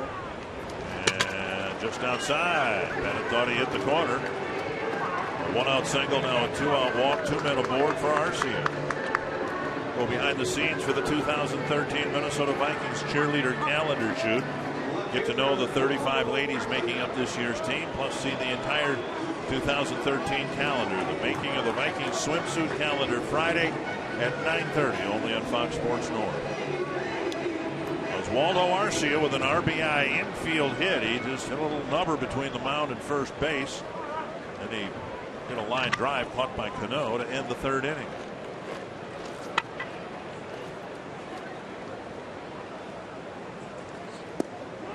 Strike call.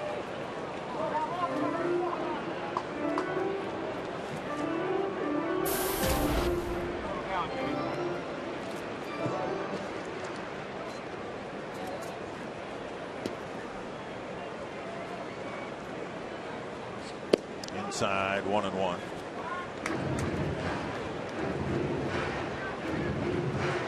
Arcia does not have enough plate appearances to qualify among the league leaders. He has 164 at bats. A few walks. Fastball, swing and a miss. He's going right after Arcia here. Nothing but fastball so far. That's the ball up there that Arcia has to learn before he gets to 2 strikes and has to maybe foul it off if it's questionable strike high. He's got to lay off that. He's a real good belt high and below hitter. That rolls away from Stewart, but no chance for the runners to advance. Arcia about 75 at bats from qualifying for any batting list, but he would have a chance, one would think, to win the rookie Triple Crown this year. He and Hicks are tied for rookies among rookies for home runs with 6. He's leading all rookies with 24 runs batted in. Foul back. That's a good ball to foul off right there. A breaking ball. Now Stewart's going to talk to Pettit. Left it up a little bit right there. Arcia fouled it off. You bet, Bert. That's real good hitting, and again a sign of him growing up as a big league hitter. You remember when he first came up, he hit some balls hard, but left-handers especially would make him look a little bit funny on breaking balls. He was trying to pull them and be out. He was way out in front, but he's been better and better, especially with 2 strikes, and waiting just a little bit longer and spoiling those pitches just like that. Yeah, Stewart and Pettit talking about that. They don't want to go 3-2. They want something to happen here with 2 outs. Just inside, it is 3-2. Gilman and Plouffe will leave early from their bases. Yep.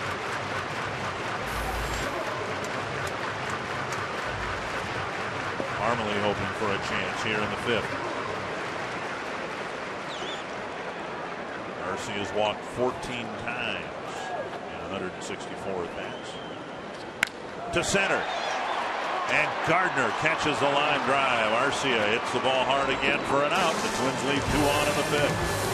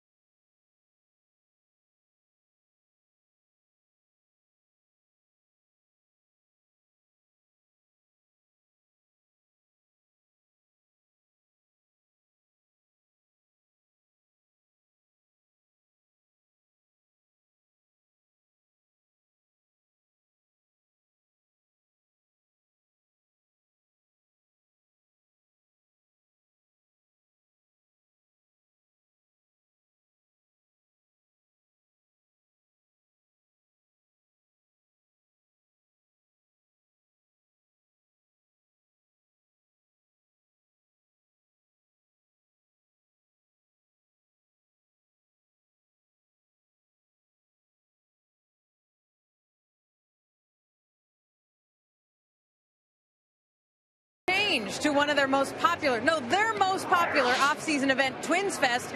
It will be held this year at Target Field. It'll still be the last weekend in January 24th through the 26th, and you can still get pictures with your favorite players, autographs. They always expect about 60 current, former, and future players. All of that will be the same. They'll just be able to display a little bit of this beautiful ballpark at this year's Twins Fest. All the ticket prices and the details are coming at a later date, but that's a big one for this year. Twins Fest was created in 1989, and it is the biggest annual fundraiser for the Minnesota Twins Community Fund. It's an important one, and Dick and Bert, you guys know as well as I, there are a lot of Twins fans who mark this on their calendars and make this a must-see, must-do event for the offseason. This year, it'll be at Target Field. Well, thank you, Marnie. Yeah, it'll be fun to have it here. I know you probably have the same experience. We go out on the caravan right before Twins Fest, and we all ask fans at the banquets, how many of you have gone to Twins Fest? How many of you are going? We always get a nice show of hands from fans in the outstate area. Sure do. Vernon Wells has teed off on the first pitch from Scott Diamond twice, so he throws him one down and away, ball one. Yeah, Scott Diamond starting his 6th inning of work. 8 ground ball outs, a couple fly ball outs to go with his 5 strikeouts. Wells, Hafner, and Almonte. Poke to right. Parmalee over a few steps. Just to reach up at the end to haul it down. One down. Of course, the interactive stuff that's at Twins Fest that was held down on the field. It might be a little chilly to play wiffle ball on the Target Field. We'll wait for the different options the Twins will announce later. Scott Diamond hoping to win on Canada Day.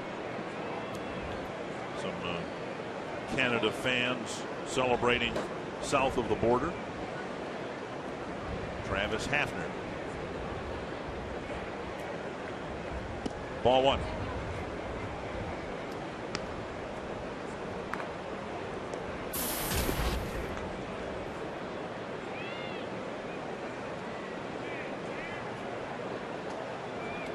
Hafner with 2 ground balls to Dozier. The Twins shifting him with the bases empty. Escobar, the shortstop, playing on the right side of second base. Yeah, 75 pitches. You saw the pitches per inning, most used in the first inning when he needed 23.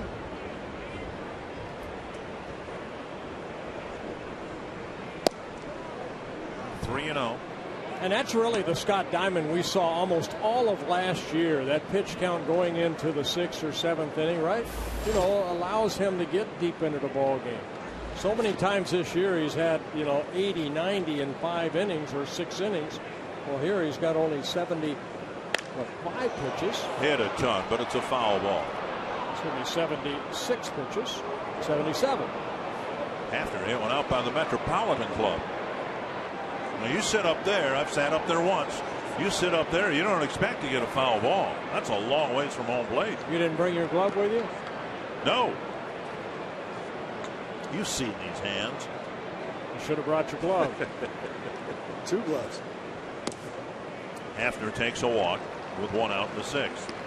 First walk for Diamond. That's a poke right there. Hafner, instead of homering, will go to first with a walk, and Zoilo Almonte will bat, singled, stole a base, ended up at third base after his leadoff single in the 4th. Rick Anderson out to the bullpen phone. The reliever's starting to move around out there. Diamond's gotten 1 ground ball double play. Hot grounder wide of third, 1 strike.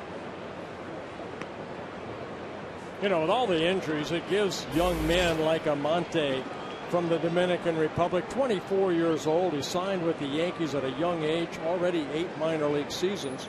Gives him an opportunity to come up here and maybe, show that, hey, I belong up here too. Casey Fiend, the first arm to get loose out of the Twins bullpen.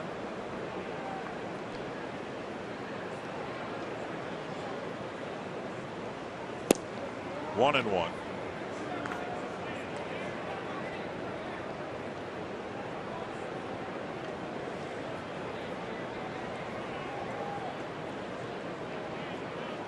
Thing that should concern the Yankees.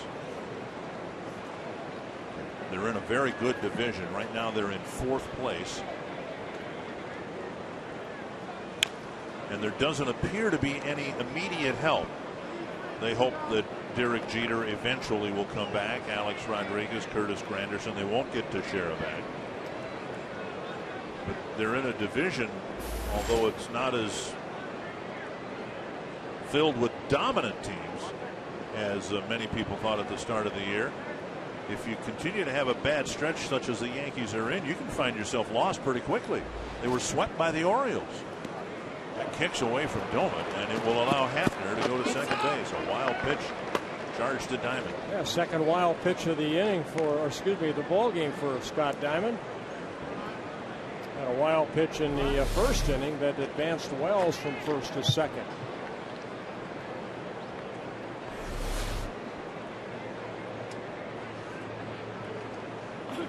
Two and two to Almonte.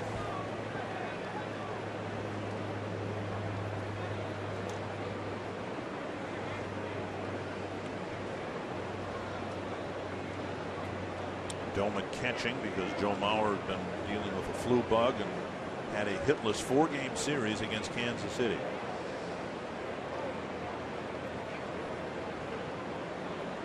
That one smothered by Doman. Full count with Lyle Overbay on deck. Bert, Scott Diamond really struggling this year with his release point or something, isn't he? I mean, we're talking about him throwing a lot of balls in the middle of the plate, but when he's missing, I mean, we're not used to seeing this many balls in the dirt and wild pitches, and he's just not able to find the release point to hit, as you say, hit his spots. Well, he's left some pitches up, and here's a ground ball to Carroll, who should be the second out. And it is, and Hafner stays at second base.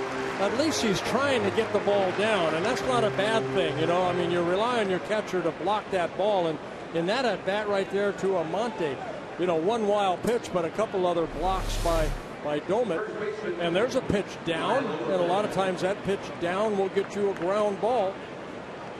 And that is the 9th ground ball that Diamond has been able to get here so far this evening. So he's trying to make the adjustment and getting that ball down. Overbay with a single and a fly to center. This is a big out right here for Scott Diamond. Tapper right side. He got, whoa! Nasty hop. Morneau stayed with it. Diamond completes 6 innings. And the Twins are tied with the Yankees at 3.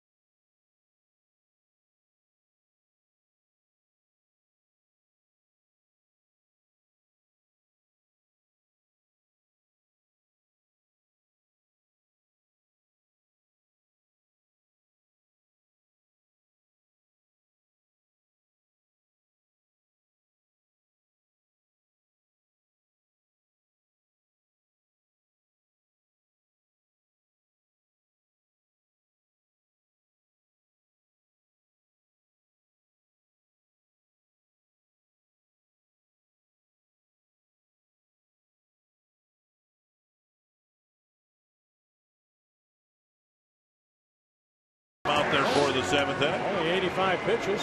Subway in-game box score. The Twins putting together 3 hits and their 3 runs in the first inning. Yeah, Ryan Doman's had 3 very good at-bats against Andy Pettitte. And Andy Pettitte starting his 16th inning of work. 95 pitches for Andy Pettitte. So many times over the years when the Twins have been at this point of the game with the Yankees, it's been the Yankees that have owned the last 3 innings. We'll see if the Twins can turn that around here, starting in the bottom of the 6th. Parmelee, Carroll, and Escobar to bat against Pettitte, approaching the 100 pitch mark with almost half of those in the first inning alone.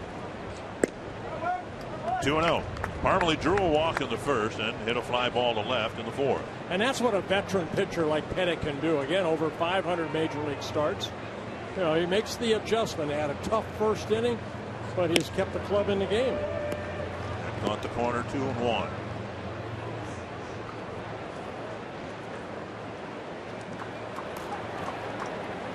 Sean Kelly now warming up for the Yankees. Flip foul. You know, we're all learning about Chris Parmelee and Brian Dozier and Pedro Florimo and Oswaldo Arcia, finding out what type of hitter they might become. So you look at things like, how's Parmelee doing against left-handed pitching, and he's hitting below 200. Foul back. Arcia is hitting just under 300 against lefties, and we haven't seen enough to draw conclusions, but Parmelee, if he's going to be an everyday player, is going to need to prove that he can hit left-handed pitching. Pumps it behind third, but it'll be a foul ball.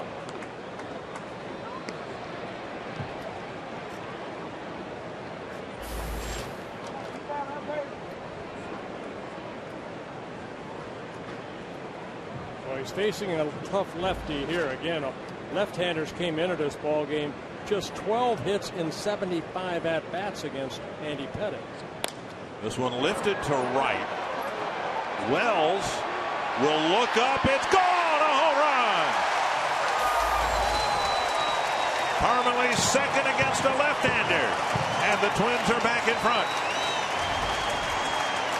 And that is the first home run that Andy Pettitte has allowed to a left-hander this year. And it comes off the bat of Chris Parmelee. And that's what he brings, guys, to the lineup, even when he's not swinging it great against left-handers. He's so strong. Watch him reach out on this and just muscle that ball with his wrists. A little breaking ball. I was going to say, that was a pretty good pitch. It was a good pitch, and he stayed with it just long enough to flip it into the seats. That's a lot of strength right there. Parmelee hits his 8th of the year, effectively knocking out Andy Pettitte.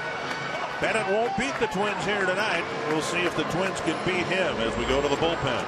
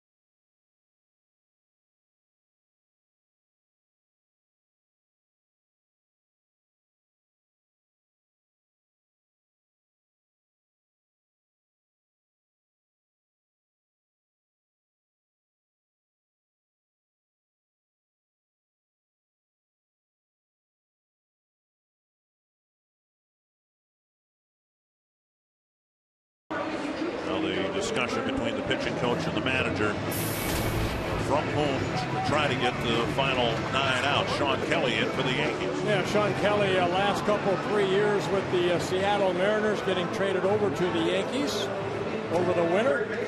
Makes his 30th relief appearance. Kelly with good sinking fastball, slider, and a changeup. Scott Diamond, 85 pitches and 6 very good innings. Carroll down and away, ball 1.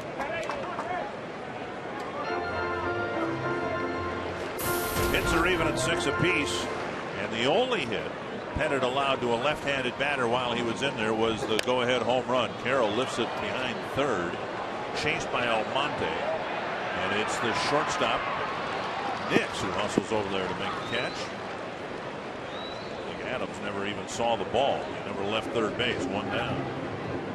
I figured I can't catch that. Let my shortstop catch it. MLB.com At Bat is the #1 source for live baseball anywhere you go. Available for iPhone, iPad, Android, and BlackBerry 10.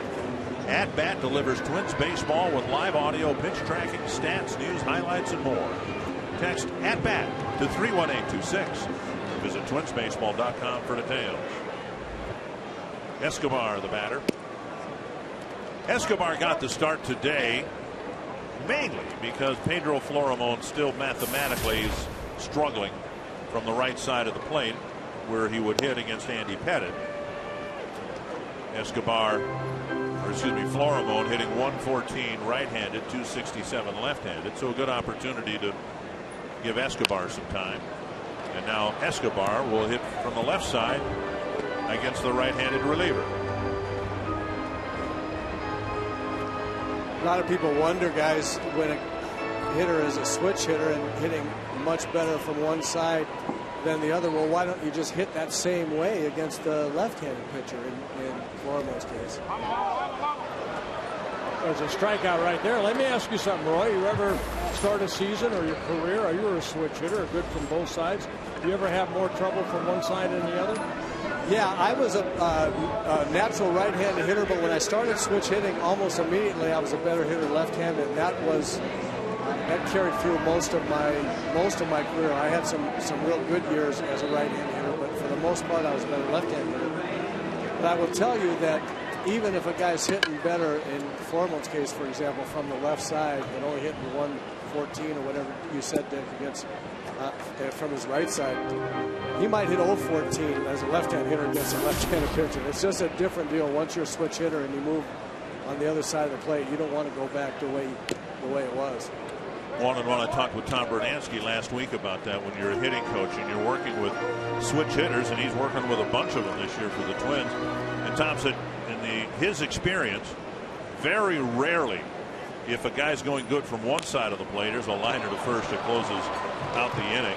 Very rarely is that hitter also doing well from the other side of the plate. We'll get Roy's thoughts on that when we come back. And Chris Parmelee home run has put the Twins in front here in the sixth.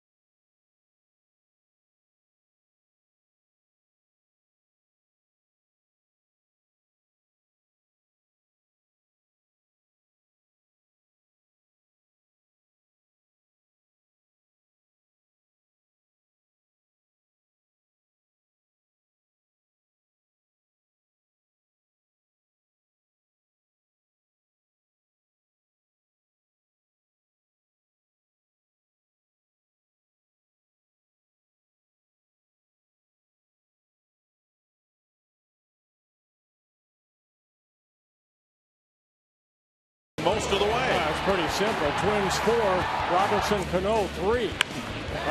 Doma right there in the first inning knocked in a couple runs. Twins took a 2-1 lead, and then the swinging bunt right there by Arcia thrown away by Pettitte. That scored Doma. Twins took a 3-0 lead, but Canó a 2-run home run in the third inning. And then we just witnessed Chris Parmelee taking a breaking ball down and hitting it just over the limestone. For a home run, Twins lead 4-3. Scott Diamond out there, and he'll start the seventh inning. He'll face Chris Stewart, David Adams, and Brett Gardner. Roy Smalley, your thoughts about what Tom Bernansky shared with me, that it was his impression that when a switch hitter is feeling good from one side of the plate, they rarely feel as good from the other side.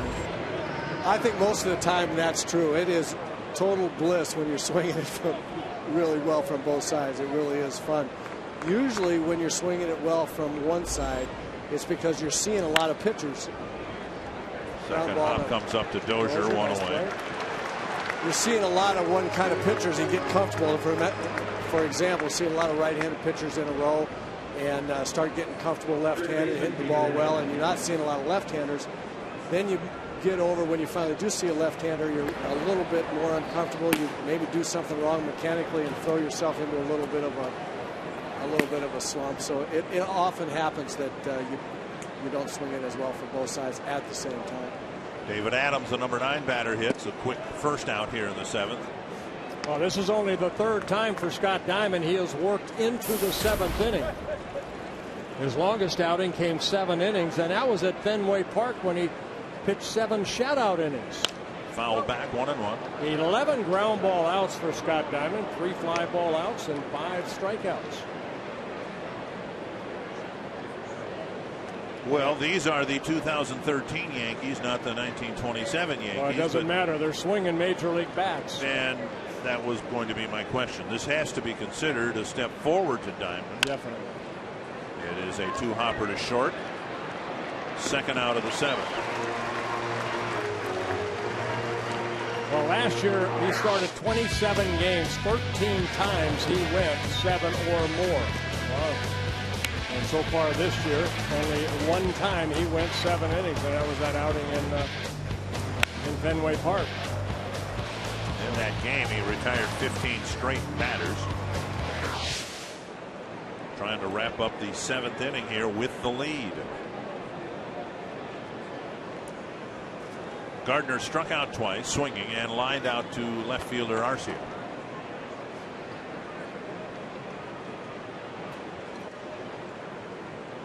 Down and away, ball 1. It's a big outing for Scott Diamond. It really is. I mean, you know, he kind of went through the 5th and 6th inning, the ones that we talked about at the beginning of the show. You know, over 60% of the runs that he's been given up this year are in the 5th and 6th inning. He put 2 zeros on the board and has kept the pitch count down nicely, that he's out here for the 7th inning. And I'll say it. I mean, in today's game, 7 innings out of a starter, it's like a complete game. Well, just as you were discussing Andy Pettitte, here's a guy who's been around forever. He's made more money than you can spend. He's got 250 major league wins. And how many complete games? 25. 25 and only 4 shutouts. That's what surprised me. But that's, I mean, that proves your point. I mean, here's a guy who's been around for 15, 20 years. And he's been considered one of the best pitchers of his era. But he also had Rivera out in that out in the bullpen, you know, to save a lot of games for him. 3-1 now to Gardner with Jason Nix on deck.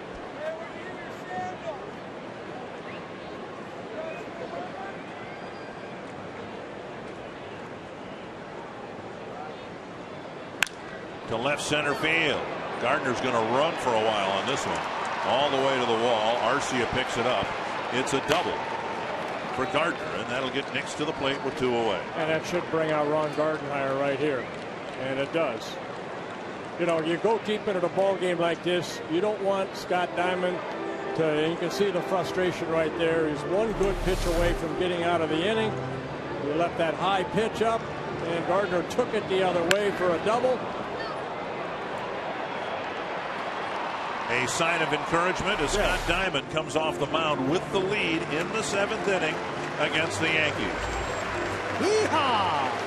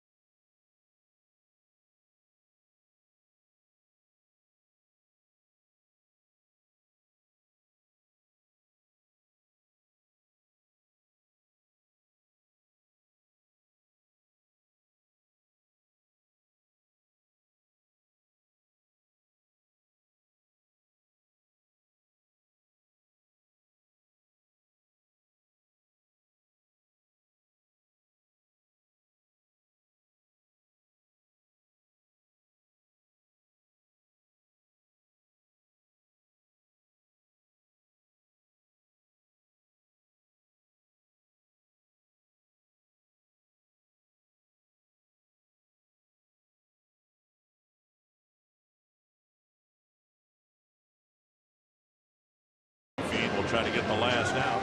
Joe Mauer's drawn praise throughout his career for his ability to hit and play defense, but his base running is just as good, if not better. Tyler Mason breaks down what makes Mauer so special on the base paths at FoxSportsNorth.com. Well, Casey Bean coming here hopefully to get the last out, making his 38th relief appearance. Good numbers for Scott Diamond. 12 ground ball outs. That's a positive right there. 6 2/3 innings, the second longest outing for Diamond so far this year. Bean in the month of June, 10 1/3 innings, allowed 1 run with 14 strikeouts. And Fiend probably can let it fly here, knowing that this will be the only man he'll be asked to get. Hopefully he'll get Nix. And Brian Dunsing can perhaps start the 8th. Maybe Jared Burton will. We've seen Fiend get some strikeouts. 36 strikeouts in 32 2/3 innings. 1-0 to Nix. Reached on an error, charged to Carroll. A 2-hop smash. Caromed off Carroll for an error back in the 3rd inning. Popped up right side. Morneau crossing the line to end the inning. And the lead is preserved through 6.5 innings.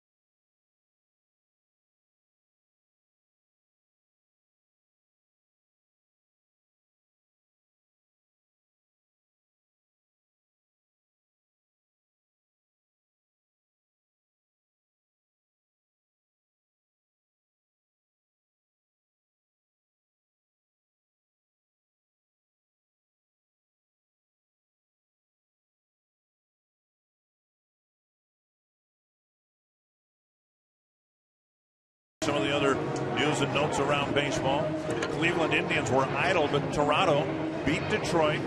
So the Indians are now in first place in the American League Central. Bryce Harper homered in his first at bat after coming off the disabled list. He had some knee issues. And Jose Fernandez, Twins had to deal with him twice.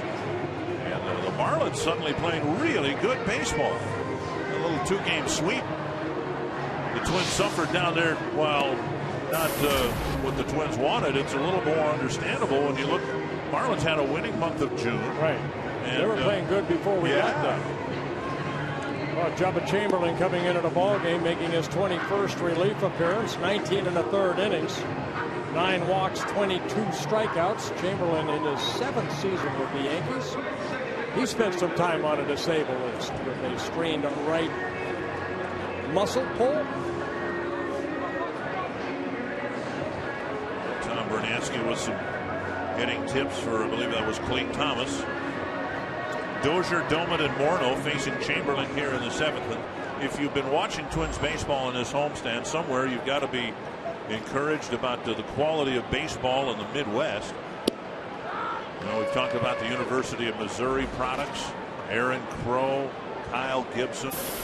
University of Nebraska products. Brian Dunsing, who might pitch in the 8th inning. Alex Gordon, and now this guy, Jabba Chamberlain, also a former Cornhusker. 1-1. A former Yankees #1 pick back in 2006 out of the University of Nebraska. 1-1 to Dozier. 2-1.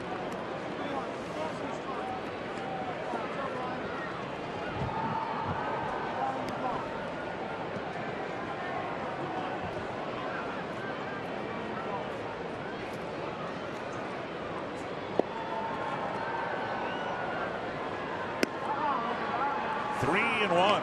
Yeah, Chamberlain's had some injuries that has kind of slowed his career the last couple of years.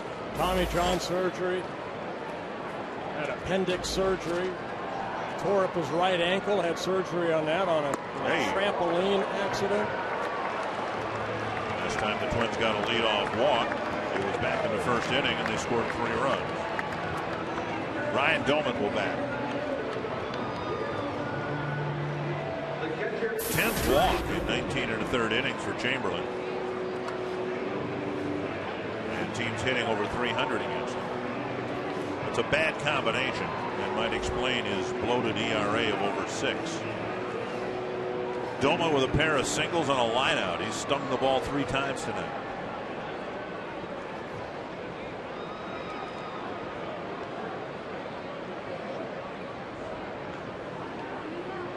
Time call.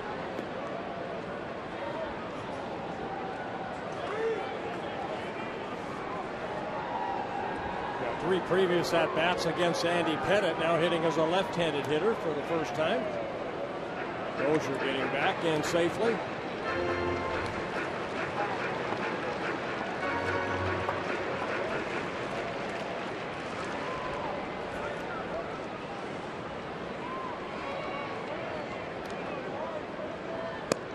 Pitches up high again. Chamberlain with 6 pitches, only 1 strike. Well, he's been struggling out of that bullpen over his last 8 ball games. He's given up 9 earned runs over 7 2/3 innings.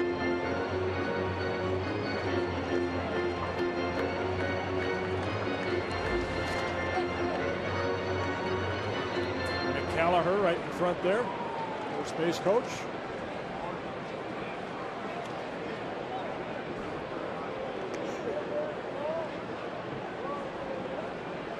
I think those throws overs coming from the dugout just to let somebody get loose in the bullpen. It's like a left-hander. It's like Boone Logan. He's the only lefty out there.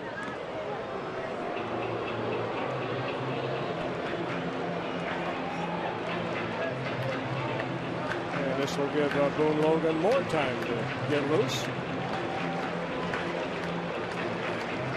Larry Rothschild out to slowly talk to his right-hander as Logan does get loose. Jared Burton getting loose in the Twins side. Home plate umpire Jim Choice will make his way toward the mound. Probably won't get there. Rothschild breaks it up, and I was going to bet you too that he was going to get off the grass out there. Going to get on the dirt. Good thing I didn't. It's all designed to allow Logan a little extra time to warm up to face Morneau after Doman's at bat. 1-0 to Doman.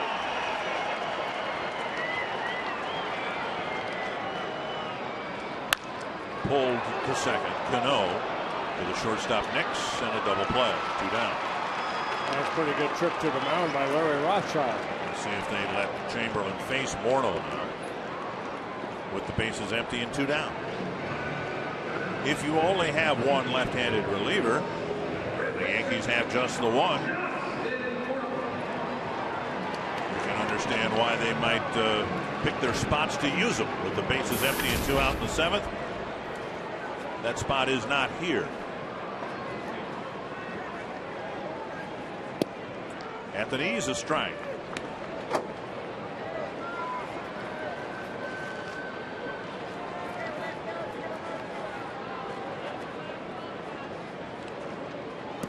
That's to the backstop. Actually hit Morneau, and he'll go to first.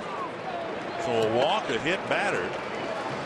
And Joe Girardi is going to come out and talk to Jim Joyce. Well, it looked like it hit his back foot.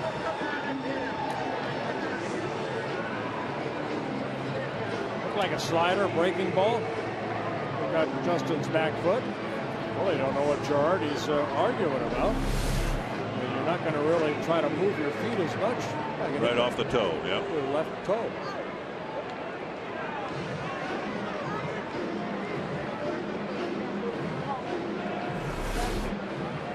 Plouffe will hit now against Chamberlain.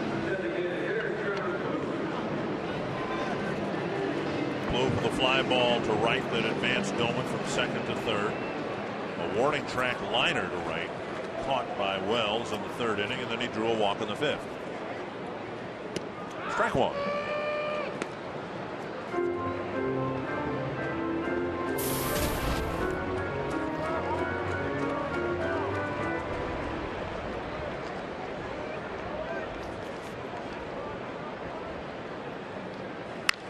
Fly ball deep left center field, headed towards the bullpen, but not going to get there. Caught on the edge of the track, the inning ends. We head to the eighth in a one-run game.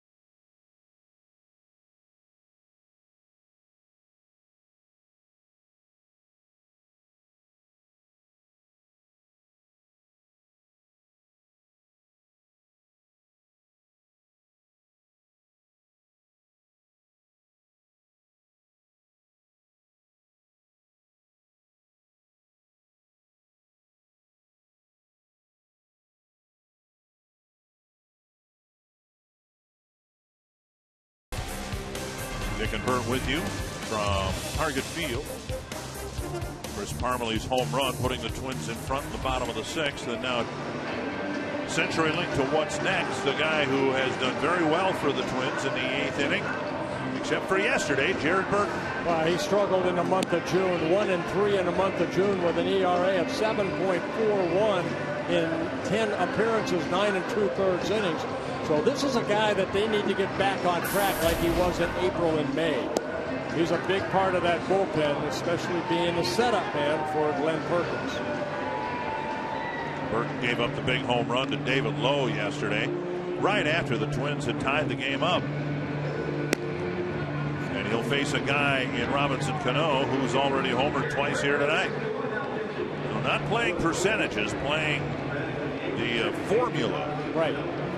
Brian Dunsing was warmed up, but with the left hand hitting Canó leading off, the Twins entrusting the entire eighth inning to Jared Burton.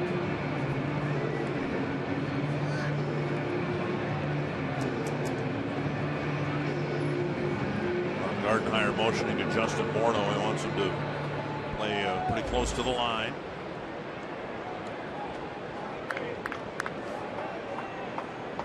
Canó a solo home run to give the Yankees a 1-0 lead in the first. A 2-run home run in the third to tie the game in three. His first two swings of the series. Then he bounced out weakly to short in the fifth.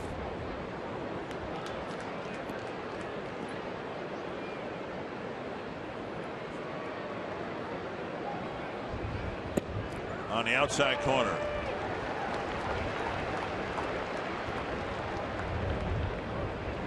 That looked like a slider. Sometimes it's hard between that changeup and that breaking ball because even his changeup has good movement. With a fastball, that slider, and the good changeup. There's a good fastball. Kind of odd because the slider is actually slower than the changeup. 2 strikes. Canó has done all the damage for the Yankees tonight with those 2 home runs.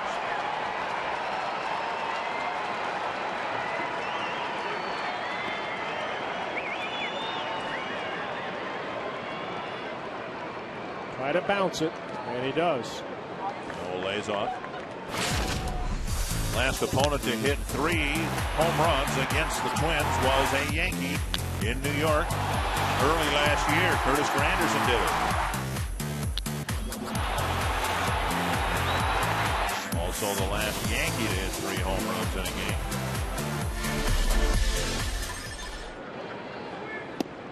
Just off the outside corner. That was a changeup right there. Almost looked like a screwball, like a 2-seam fastball. Ball tailing away. 2-2. Canó, Wells, and Hafner here in the Yankee 8th. Full count.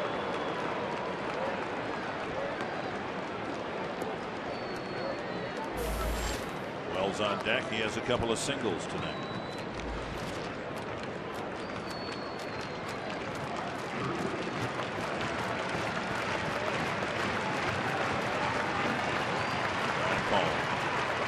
A little cat and mouse right there.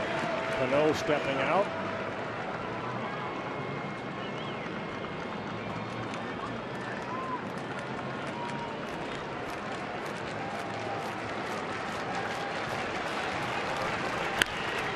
Drilled to right field. Parmalee dives for it, can't get it. Canó is kept in the ballpark. Not a home run, but a leadoff double.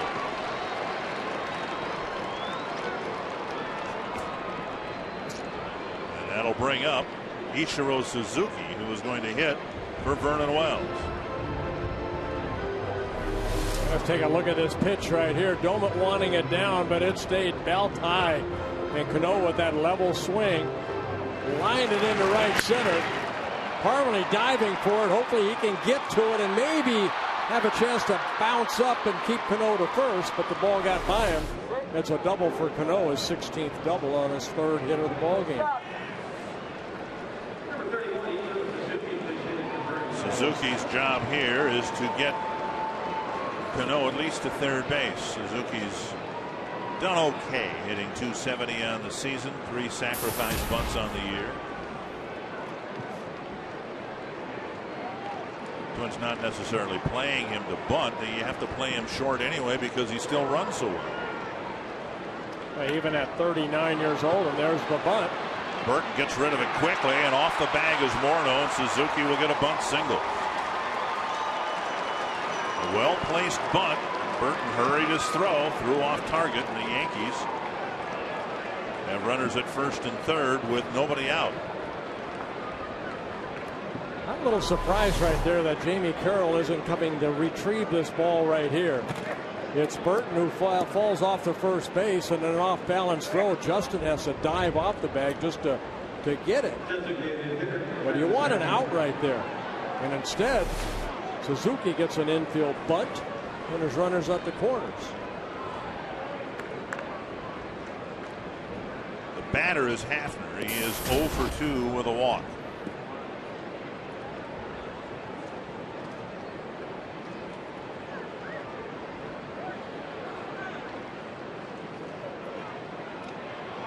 Just barely getting back.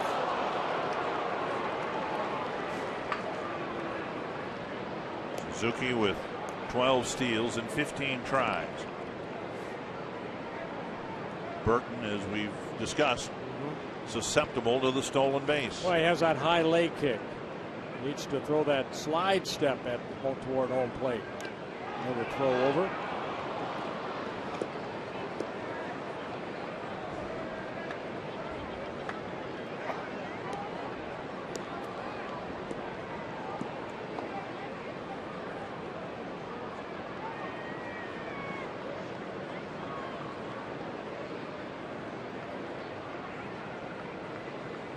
Strike 1.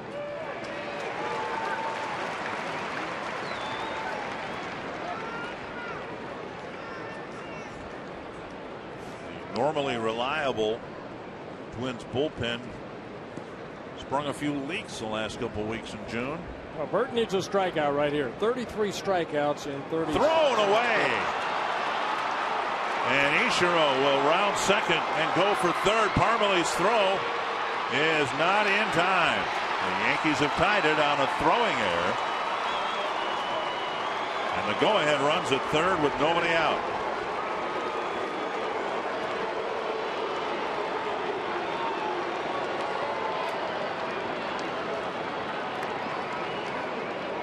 Well, they were trying to keep Suzuki close. They threw over, and the ball got past Justin. Take a look right here.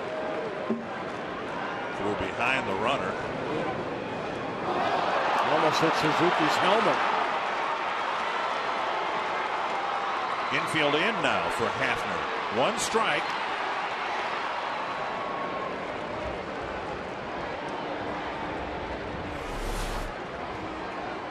Popped up short center. The infield was in, so Thomas has to make a long run to make the catch. One away.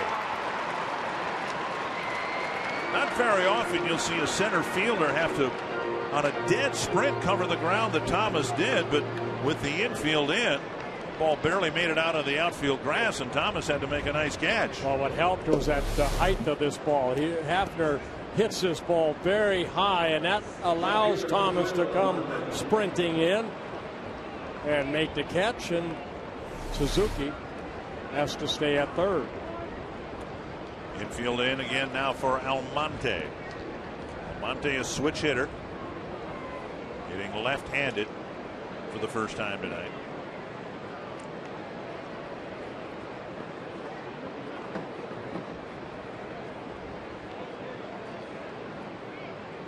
All we know are the numbers we've been given about Almonte. 25 at bats, 5 strikeouts from this side of the plate. 360 from this side of the plate, and about a third of that from the other side. 1-0. Base hit to left, and the Yankees take the lead. Almonte with his second hit of the ball game. He spanks a single through the drawn-in infield. A pretty good hitting right there by Almonte. A pitch up, out over the plate, and he just went with it with the infield in. Just hit it right through the infield. Ron Gardenhire's coming out, and Brian Dunsing will be coming in. Well, a rough outing for Jared Burton. He gives up the double, the bunt single, the throwing error, and the Twins find themselves down a run here with one out in the 8th.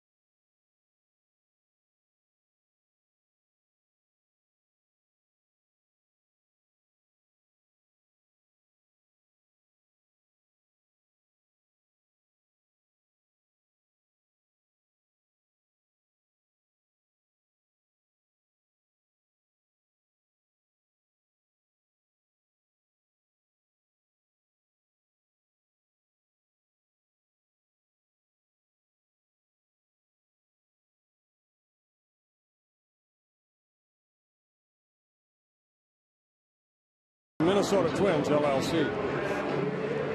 Well, Brian Dunsing comes in to pitch to Lyle Overbay with the Yankees leading by a runner at first and one out.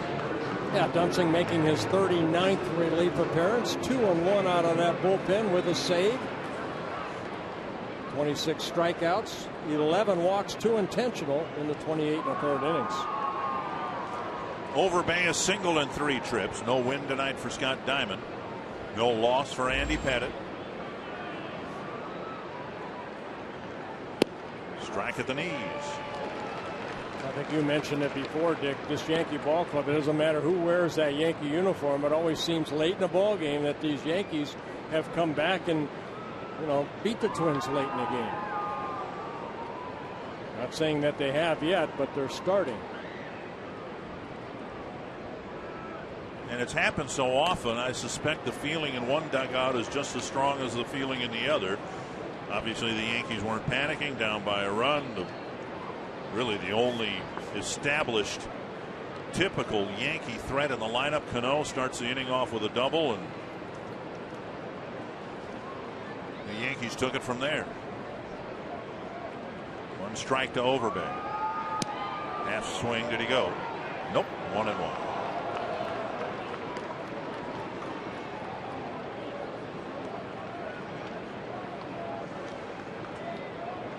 As the Yankees try to fight their way through a tough division to get into at least a playoff spot. 1-1.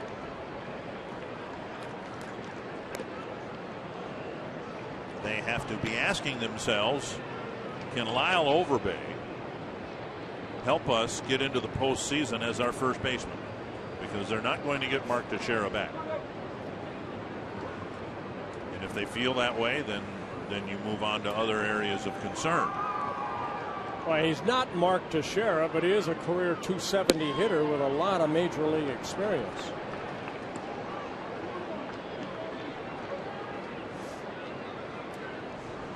One year with Toronto, he had 53 doubles in 1 year.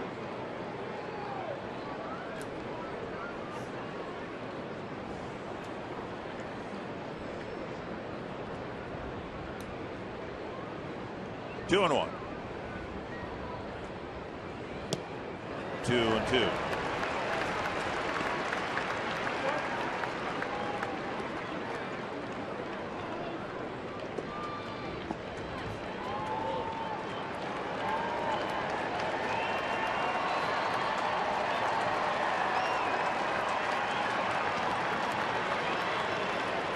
First Yankee lead since Canó's first inning home run.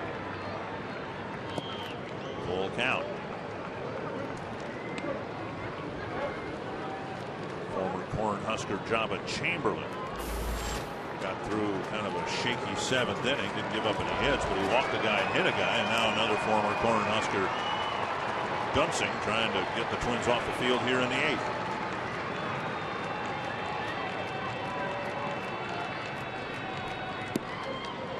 And Dunsing walks the first man he faces. First and second one out. Chris Stewart the bat.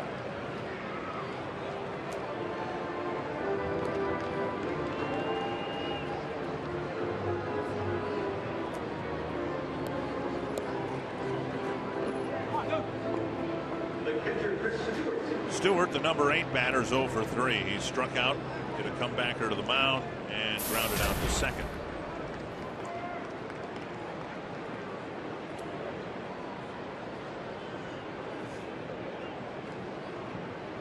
Twins down a run. Dunsing's job, make sure it doesn't grow the deficit.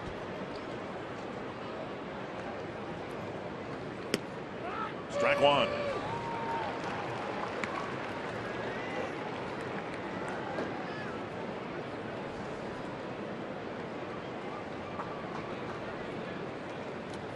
Monte's single put the Yankees in front. Monte at second. Overbay has walked.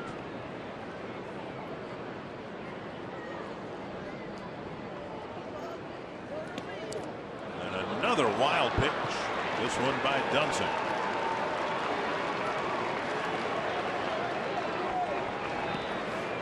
Yeah, third wild pitch of the ball game for the Twins. Diamond had a couple. Dunsing with his third of the year. Excuse me, his second of the year. A breaking ball. Doma trying to get in front of it, right in front of home plate, and ricochets away from Ryan. And both runners advance. That forces the Twins to bring the infield in now. Double play no longer in order. Chopper. And Carroll has no play but the first. Good break from third by Almonte, and he scores. That's what made it right there. On contact, Almonte took off. And Jamie Carroll had to play that little short hop, but he had no chance at home. So Stewart will be credited with an RBI, his 12th of the year. Look at the jump right there. Good jump. Carroll comes in, looks, and sees he has no chance.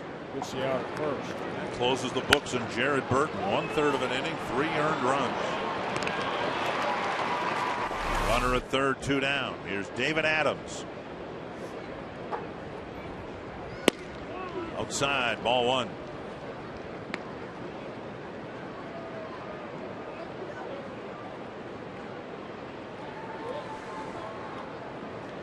Burton alone with his thoughts. Been a rough last 4 or 5 weeks for Jared Burton. Started in Kansas City in that appearance back on June 6th. 2/3 of an inning, 4 earned runs. Gave up a home run then. A wild pitch, though, really opened up further possibilities for the Yankees. 2-0 now to the number 9 batter. 2-1.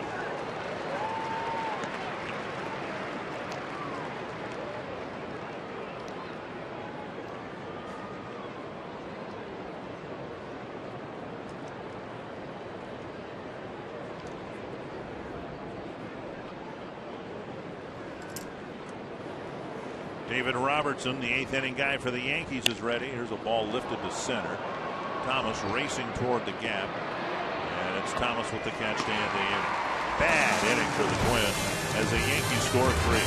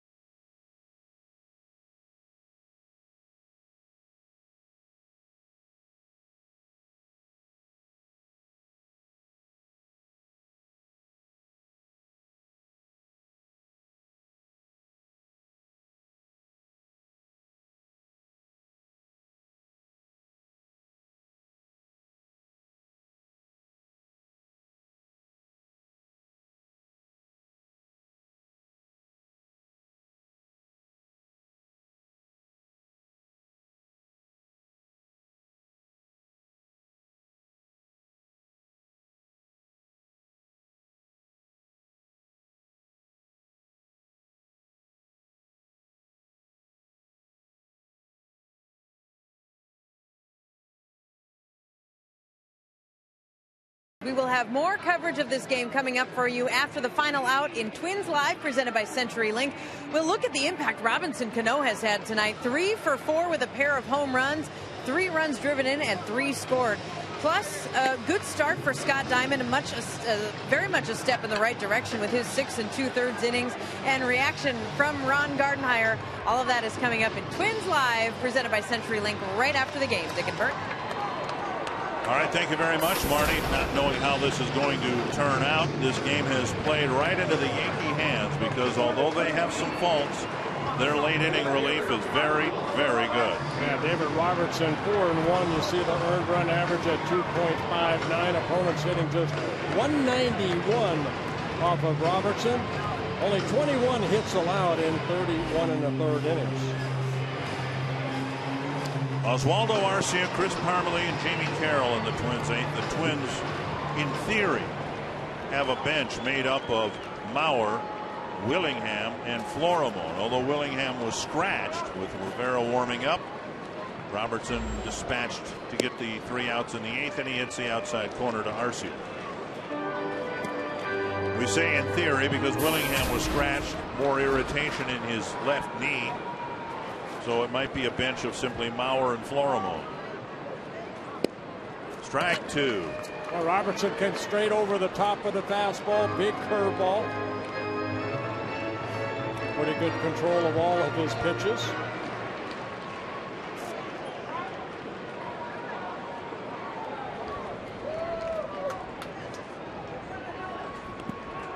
Garcia lays off the pitch in the dirt. 1-2. Well, Robertson has kind of put in his repertoire over the last couple of years is that cut fastball. Not quite like Rivera, but you know, you sit out in that bullpen with Rivera, you talk about it, and you try to put it into your game plan. But he's always had a very good curveball. You're out there with that man, and you don't try to learn something, you're among the stupidest people in the world.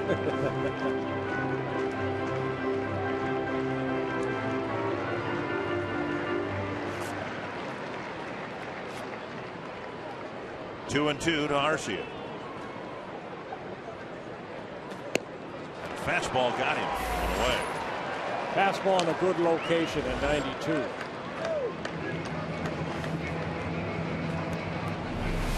Stewart sitting outside. That's exactly where that pitch was. Updated look at our AT&T Twitter poll. We asked you which team do you enjoy the Twins beating the most. Not that it's happened nearly enough, but 82% would love to see a Twins win over the Yankees tonight more than anything else. Chris Parmelee flicked a home run into the basket in right field to put the Twins in front briefly, 4-3. Outside ball one. The Twins now 23 home runs in their last 18 games. 74th home run on the season for the Twins in 79 games.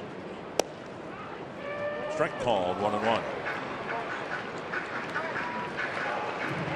For a very brief time last year, the Yankees handed the closing duties over to Robertson when Rivera was hurt on the warning track in Kansas City.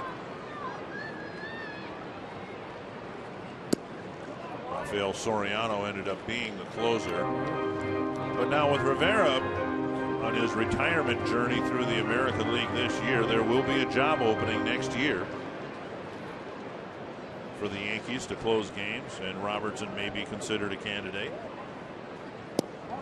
3-1 with Parmelee at the plate, Carroll on deck.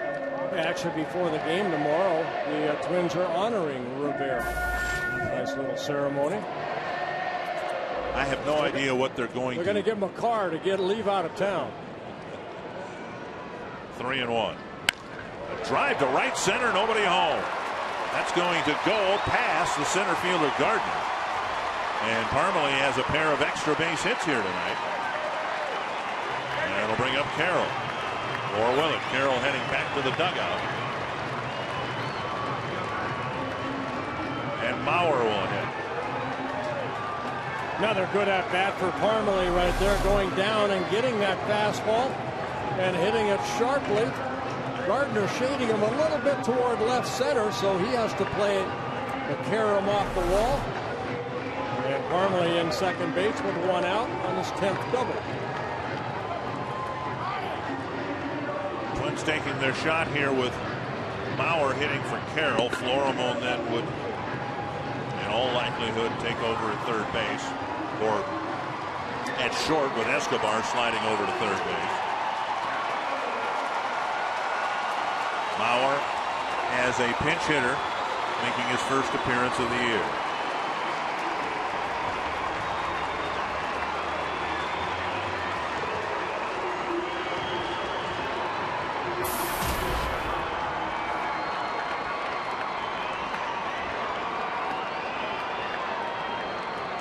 Two singles his last two times up facing David Robertson.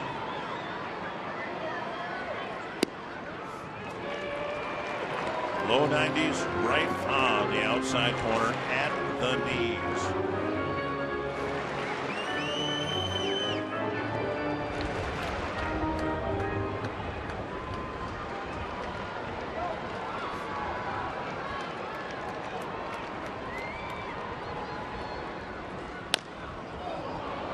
breaking pitch, tap foul, 2 strikes.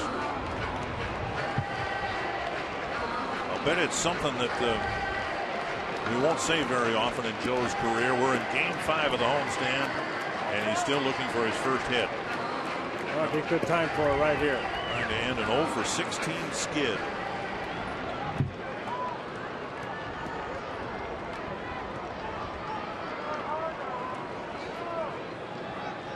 Two strikes to Mauer.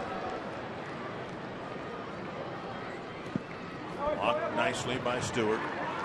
And in this game, now a 2-run game, let's tip our cap to Stewart. He's been able to block some of those pitches in the dirt, and a few of them have gotten away from Ryan Doumit tonight. Well, the ones on Doumit landed in front of home plate. Most of the pitches there are on the other side, so you don't have to play that big hop that ricochets off your shin guard or your chest protector. 1-2.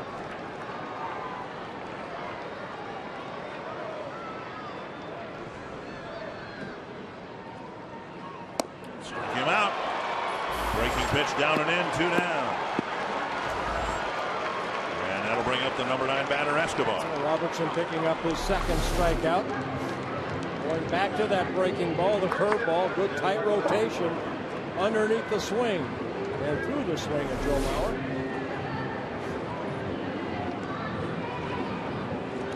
Escobar with a couple of outfield flies and a strikeout.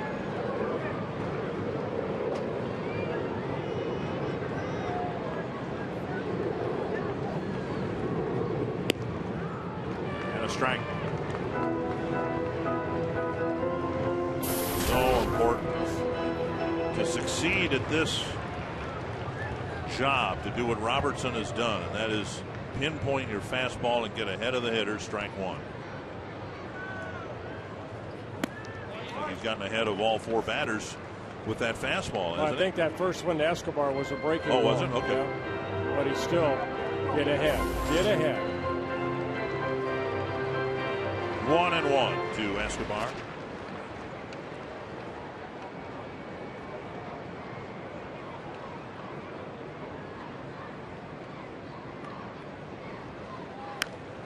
The pitch up and fouled it back. 1-2.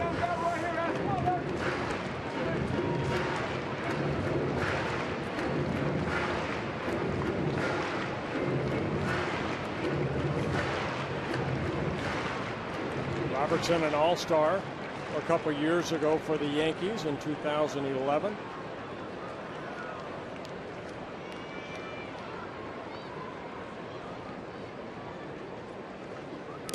And Escobar waits as long as he can on that slow breaking ball and got a piece of it.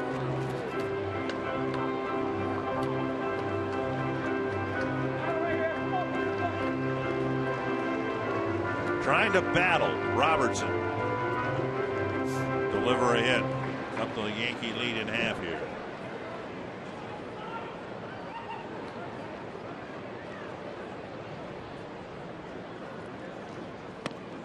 Two and two.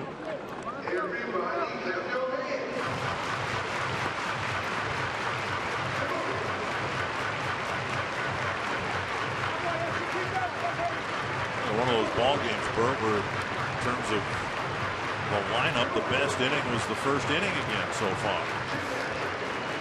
Yeah, Twins put 3 on the board, but then credit Andy Pettit for settling down and, pitching at least getting into the 6th inning. Did give up the home run to Parmalee, but settled down from the 2nd to the 5th. 2-2 to Escobar. I thought Diamond pitched very good here tonight. Off another one at Escobar, keeping his at bat alive.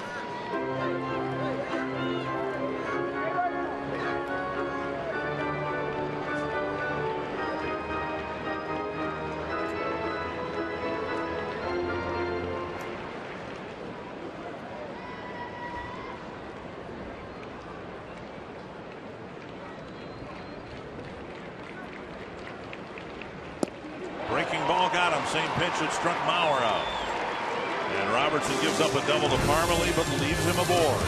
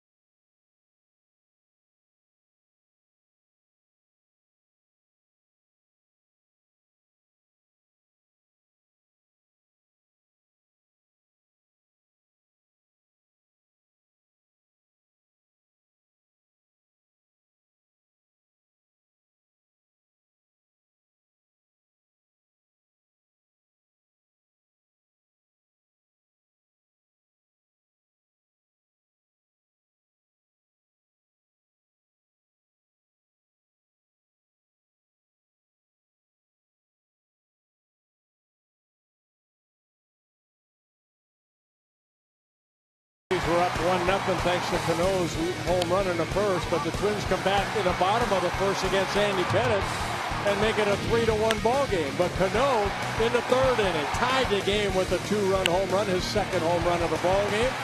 Also added a double later in the ball game. He scored 3 times, 3 RBIs. And in the 8th inning, Jared Burton throwing that ball away. That scores Canó. And then Almonte, it's with the infield in. Knocks in Suzuki. The Twins, the Yankees scored 3 in the top of the 8th to take a 6-4 lead. Why do I think I've seen this all before? Yankees sent 7 men to the plate, scored 3 times. And now in the 9th, Ryan Dunsing will face Gardner, Nix, and Canó. Florimon does indeed come into the game to take over at short. And Escobar moves over to third.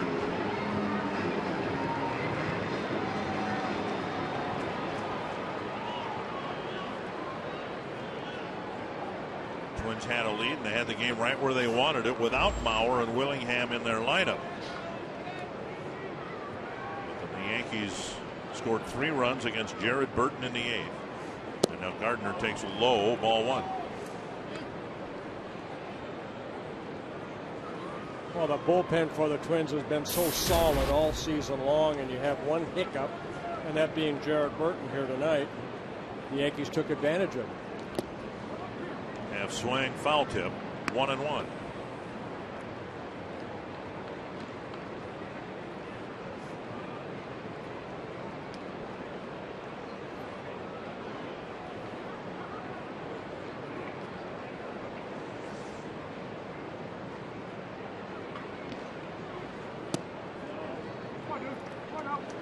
Two and 1.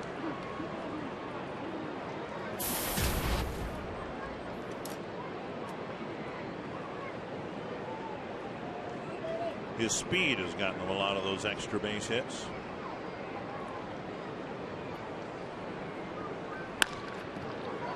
Under the glove of Morneau, and it'll be a single for Gardner, leading off the 9th. Gardner gets his second hit. Now the speedy Gardner at first base.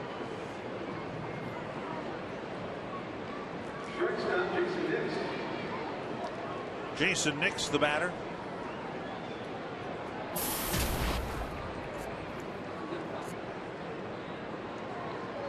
Nix 0 for 4, reached on an error charged to Carroll back in the 3rd inning.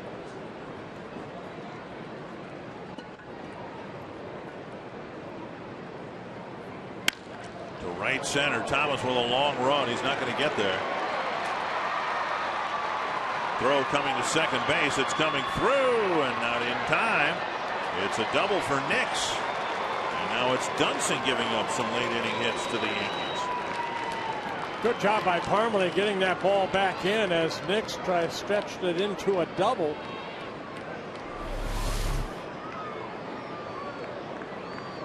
The ball slicing away from Thomas.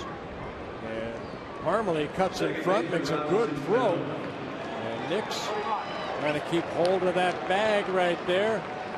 And by the time Florimon, you can see if he follows this, may have been able to get him out, but he kind of picked up the runner Gardner at third. Yeah.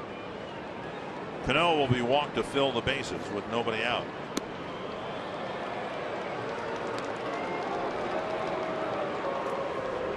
He has done enough damage for one night, I should say. 2 home runs and a double. And Ichiro will hit with the bases loaded and nobody out.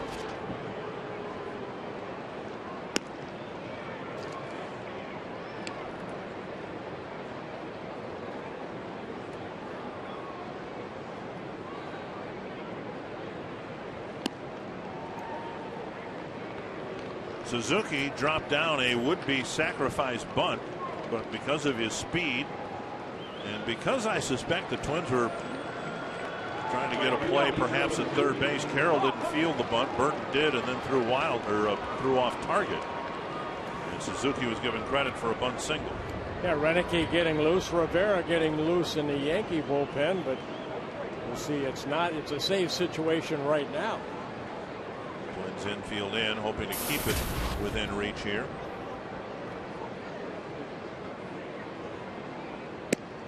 on the outside corner.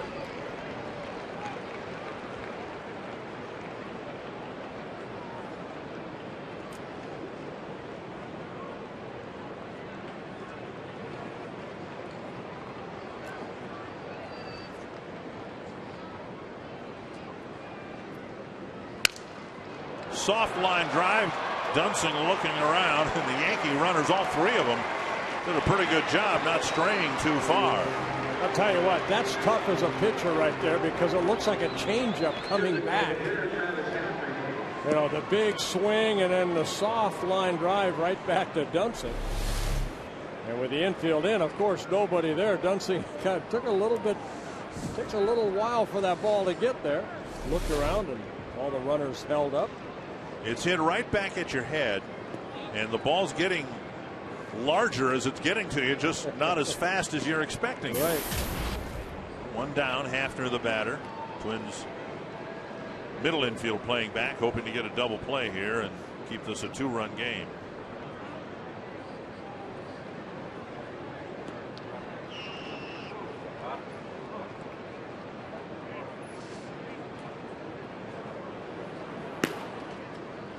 Rivera's warmed up. Domit to chat with Dunsing.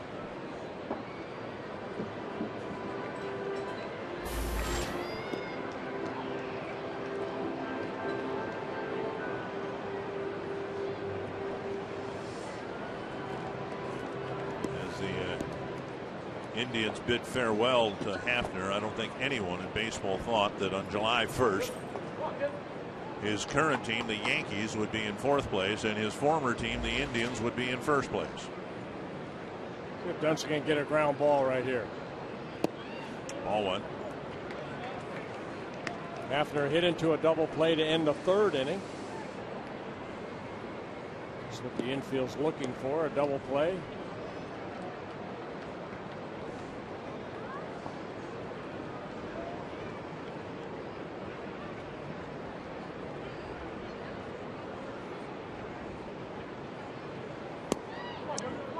Two and 0.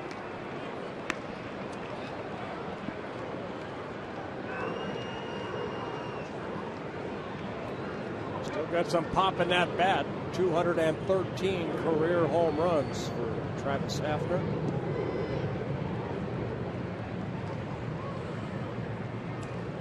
Dunsing with 26 pitches, only 11 strikes. There's a swing and a miss, 2 and 1. Yeah, good breaking ball right there. Fastball situation.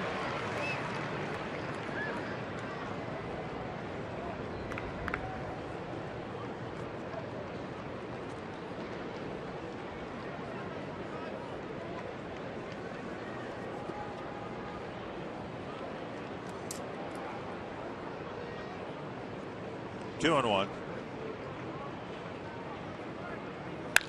Base hit, center field. Gardner scores. Nix is held. The ball thrown to the infield. The Yankees have 3 in the 8th and 1 so far here in the 9th. Well, Dunsing came back with that slider and left it up, and Hafner hitting it right back up the middle, picking up his 36th RBI on his first hit of the ball game. Pitch left up, and Hafner. Runners had to hold because Florimon was right there. Ball got through. And Nix stays at 3rd base. Zoilo Almonte with a couple of hits and a very damaging base hit in the 8th inning.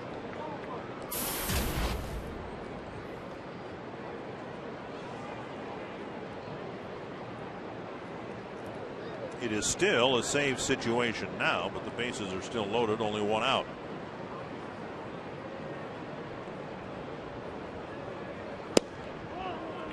Missing ball 1.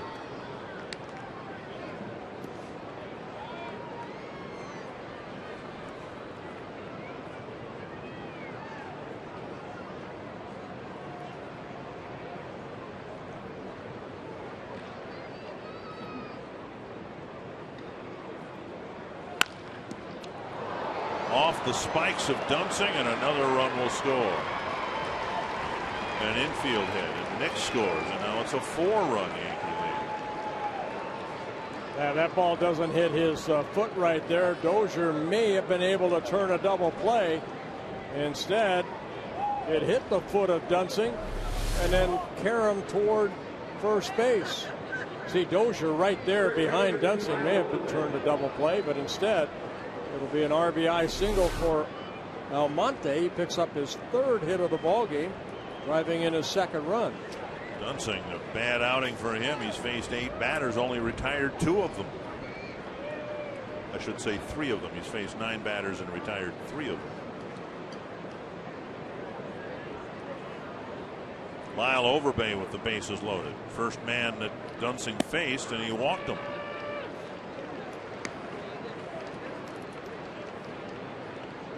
And there was the wild pitch. Stewart hit the little chopper that drove in the run that gave the Yankees a 2-run lead. 1 strike. 2 strikes.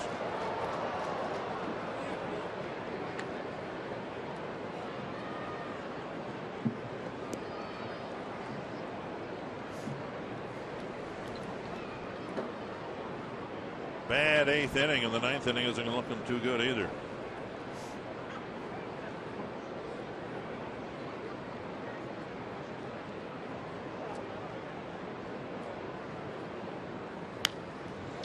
Another foul, 2 strikes.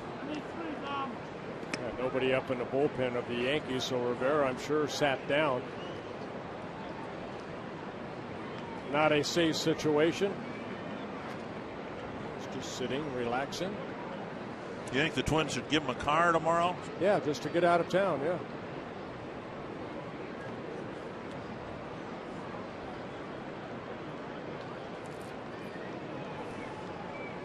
How about a commemorative scalpel for cutting the hearts out of everybody else in the American League?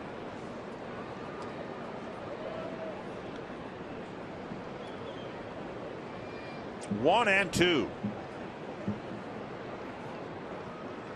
After this 4-game series, the Yankees go back home. So, you know, it's not that bad from here to New York. The drive, you mean? Yeah. And Dunsing picks up a strikeout. And Ron Gartenhire is going to come out and make a change here. Jared Burton had a rough 8th. Now Brian Dunsing with a rough 9th. Already stalking to the mound. And the Yankees have opened up a 4-run lead.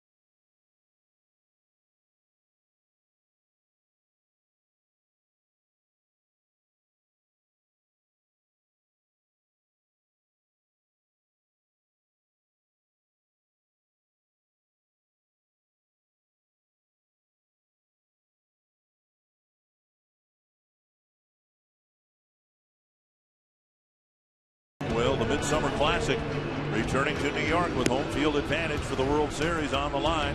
The 2013 Major League Baseball All-Star Game live from New York, July 16th, only on Fox. I think we've said this before. You'll be watching it. I'll be watching it, right?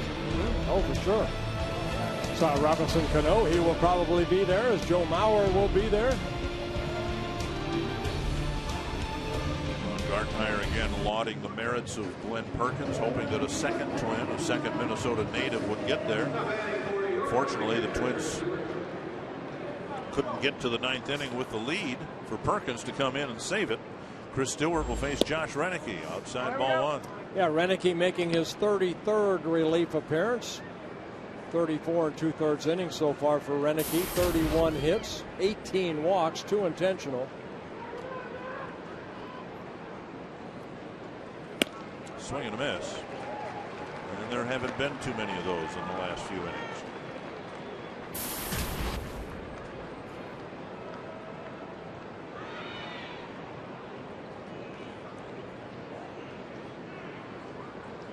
Closest team to the Yankees, the Rays, doesn't look like they're going to lose tonight. They are leading Houston 12-0 in the 8th inning.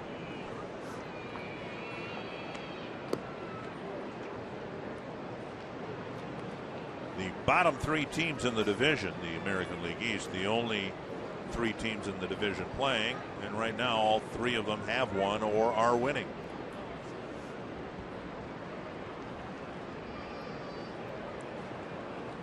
That's what makes this 2-week stretch so tough for the Twins, because there's not, as of right now, a team with a losing record in the East, and the Twins have nothing but American League East teams for the next 2 weeks. Well, Yankees came in with a 5-game losing streak, scoring a total of 13 runs, and so far 8 here tonight. With Toronto winning, every club is at least 500. Bases loaded, walk by Renicky, and the ugliness continues. And Stewart will get an RBI, his second of the ball game, on the walk. That scores Canó. Cano's 4th time touching home plate. Bases are still loaded, 2 outs. David Adams, the batter.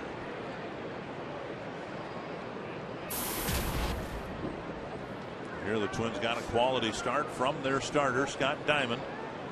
And the bullpen has crumbled here tonight. Again, we have not seen the bullpen crumble like this very often. So regroup. Second game in a row where the Twins have given up 9 runs. 1-1.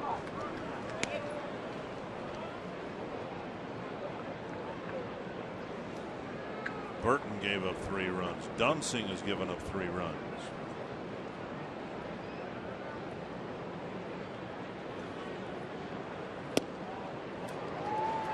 One and 2.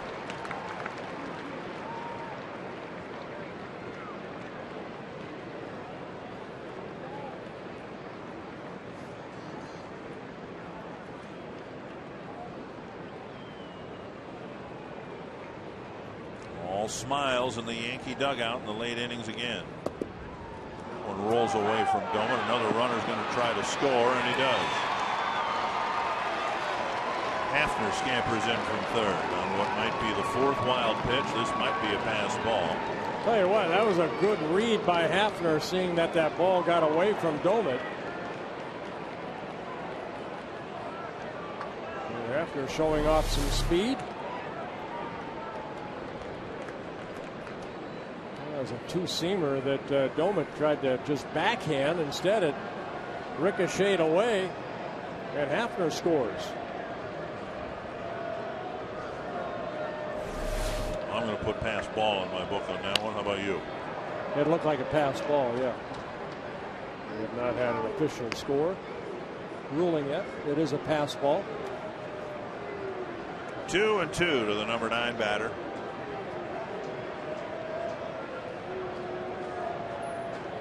Even though Doman, didn't try to catch that the right way, you'd want to put your glove down. But, he's sitting out, down and away, and the ball ended up down and in with a 2-seamer.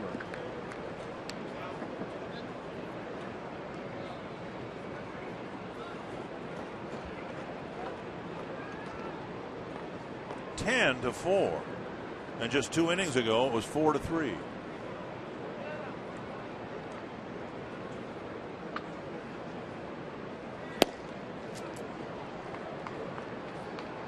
Full count now. Renicky's not winning points in the dugout because he walked one guy with the bases loaded, and he's on the verge of reloading the bases.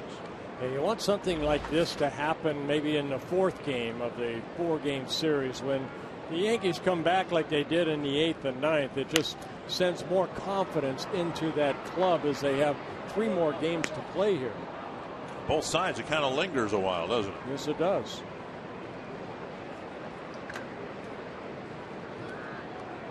Twins had to play catch up all day yesterday, finally caught up, and then the 8th and 9th innings gave the Royals the win. And driven foul.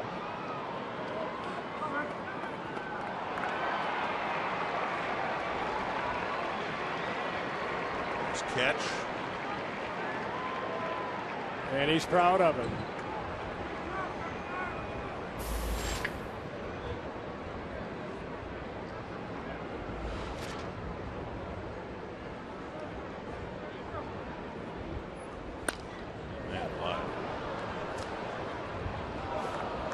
This without a glove.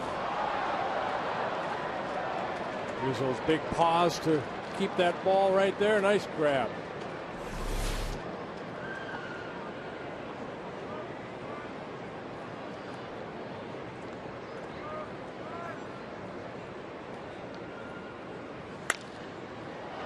You might get another one.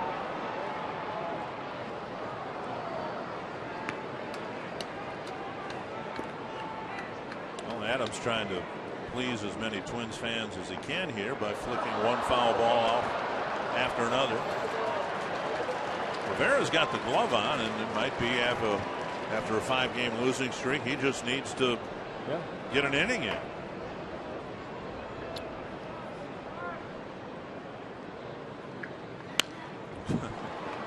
It would almost be difficult for Joe Girardi to send Robertson back out there because it's been such a long top of the 9th inning here.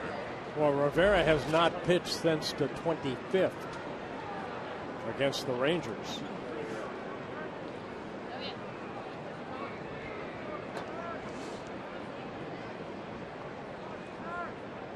Renicky will load it up and try it again.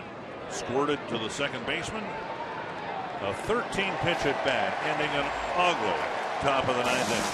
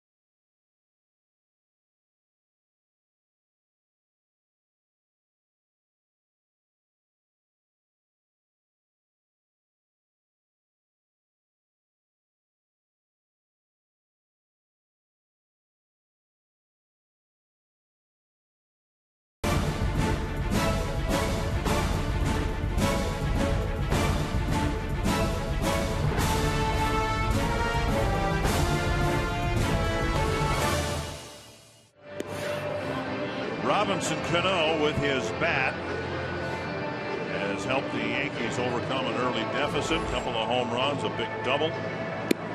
Yeah, three for 4, scored 4 runs, knocked in 3 runs, and Mariano Rivera, as I mentioned, had not thrown a game on the varsity field since the 25th of June, so he's going to get an extra inning here.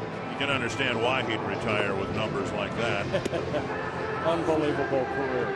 634 career saves.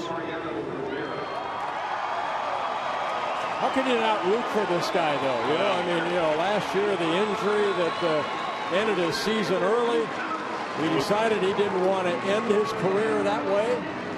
And he's come back for one more farewell tour.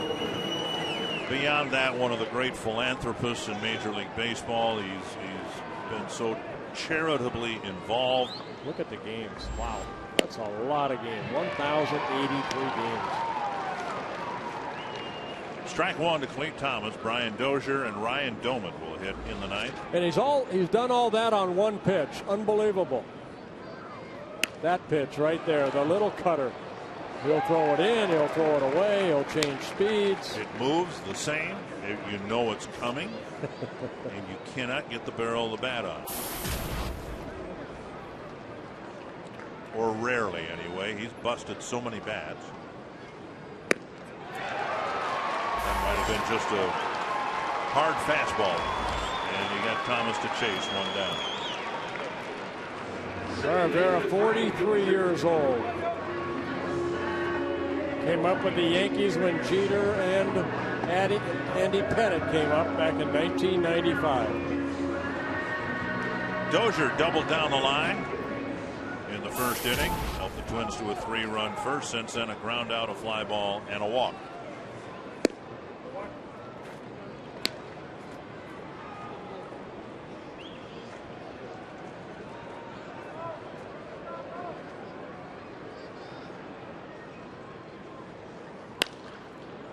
Foul, out of play, 1-1.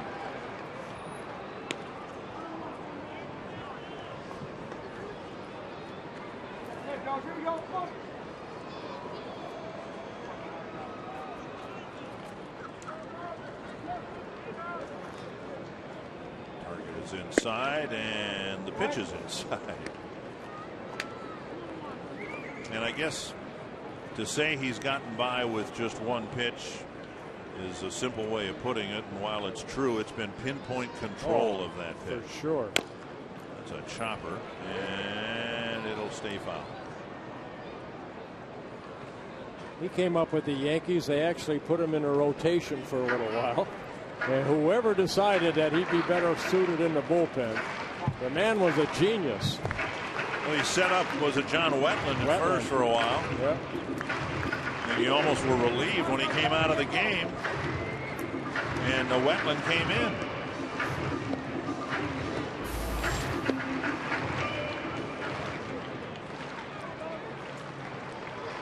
Two and two.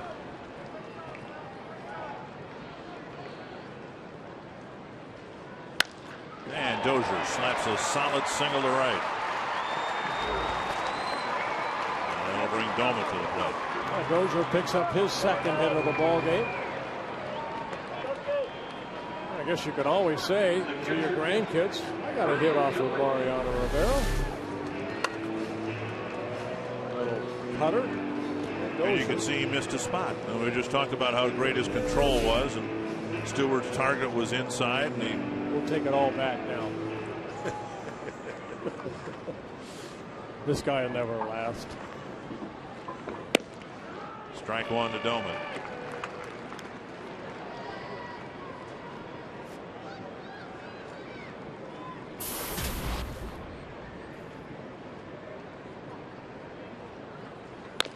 Pulled foul, and how many guys have done that?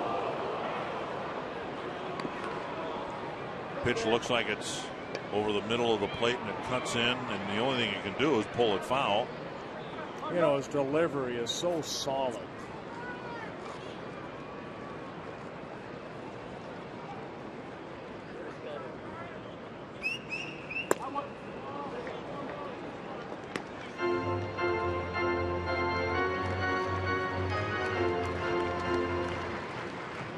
One and two.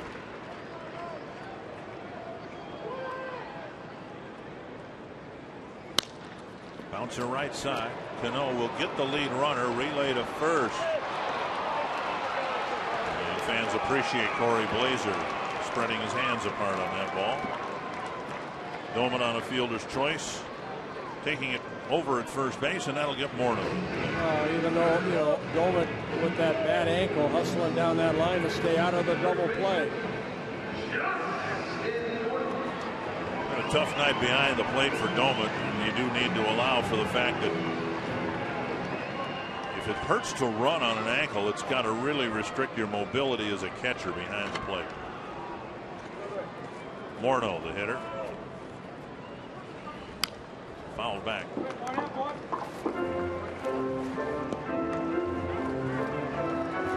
Almost like a buzzsaw, that little cutter that he had. Justin looked like he was right on it, and that last 20 feet, that ball just keeps riding in on that left-handed hitter like that. 1-1. I've told the story before, and Corey may be watching tonight. I still remember one of the best approaches I ever saw any hitter have against Rivera was Koski in the playoffs years ago. As a left-handed batter up there, and having probably been sawn off so many times, he simply choked up on the bat and gave up the narrowest couple inches of the bat and let that cutter come in, and he ended up driving the infamous ball down the left field line on the warning track that went for the ground rule double.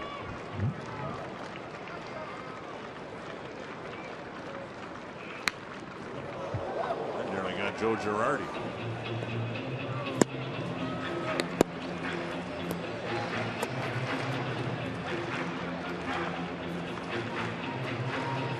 One and two to Morneau.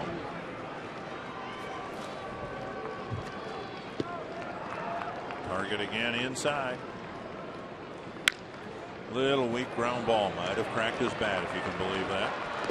And the Yankees pummel the Twins in the 8th and 9th innings and win handily in the first of a 4-game series, 10-4.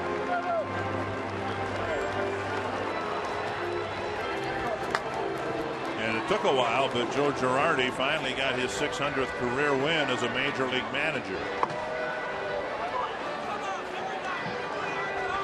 Tom Hanneman, 7 innings, and the Twins were in great shape to win a ball game, but then the same old story against the Yankees. Oh my, the Yankees launched the month of July with some early fireworks, and downing the Twins 10-4 will break it all down, and we can hardly wait to hear from Ron Gardenhire later on Twins Live.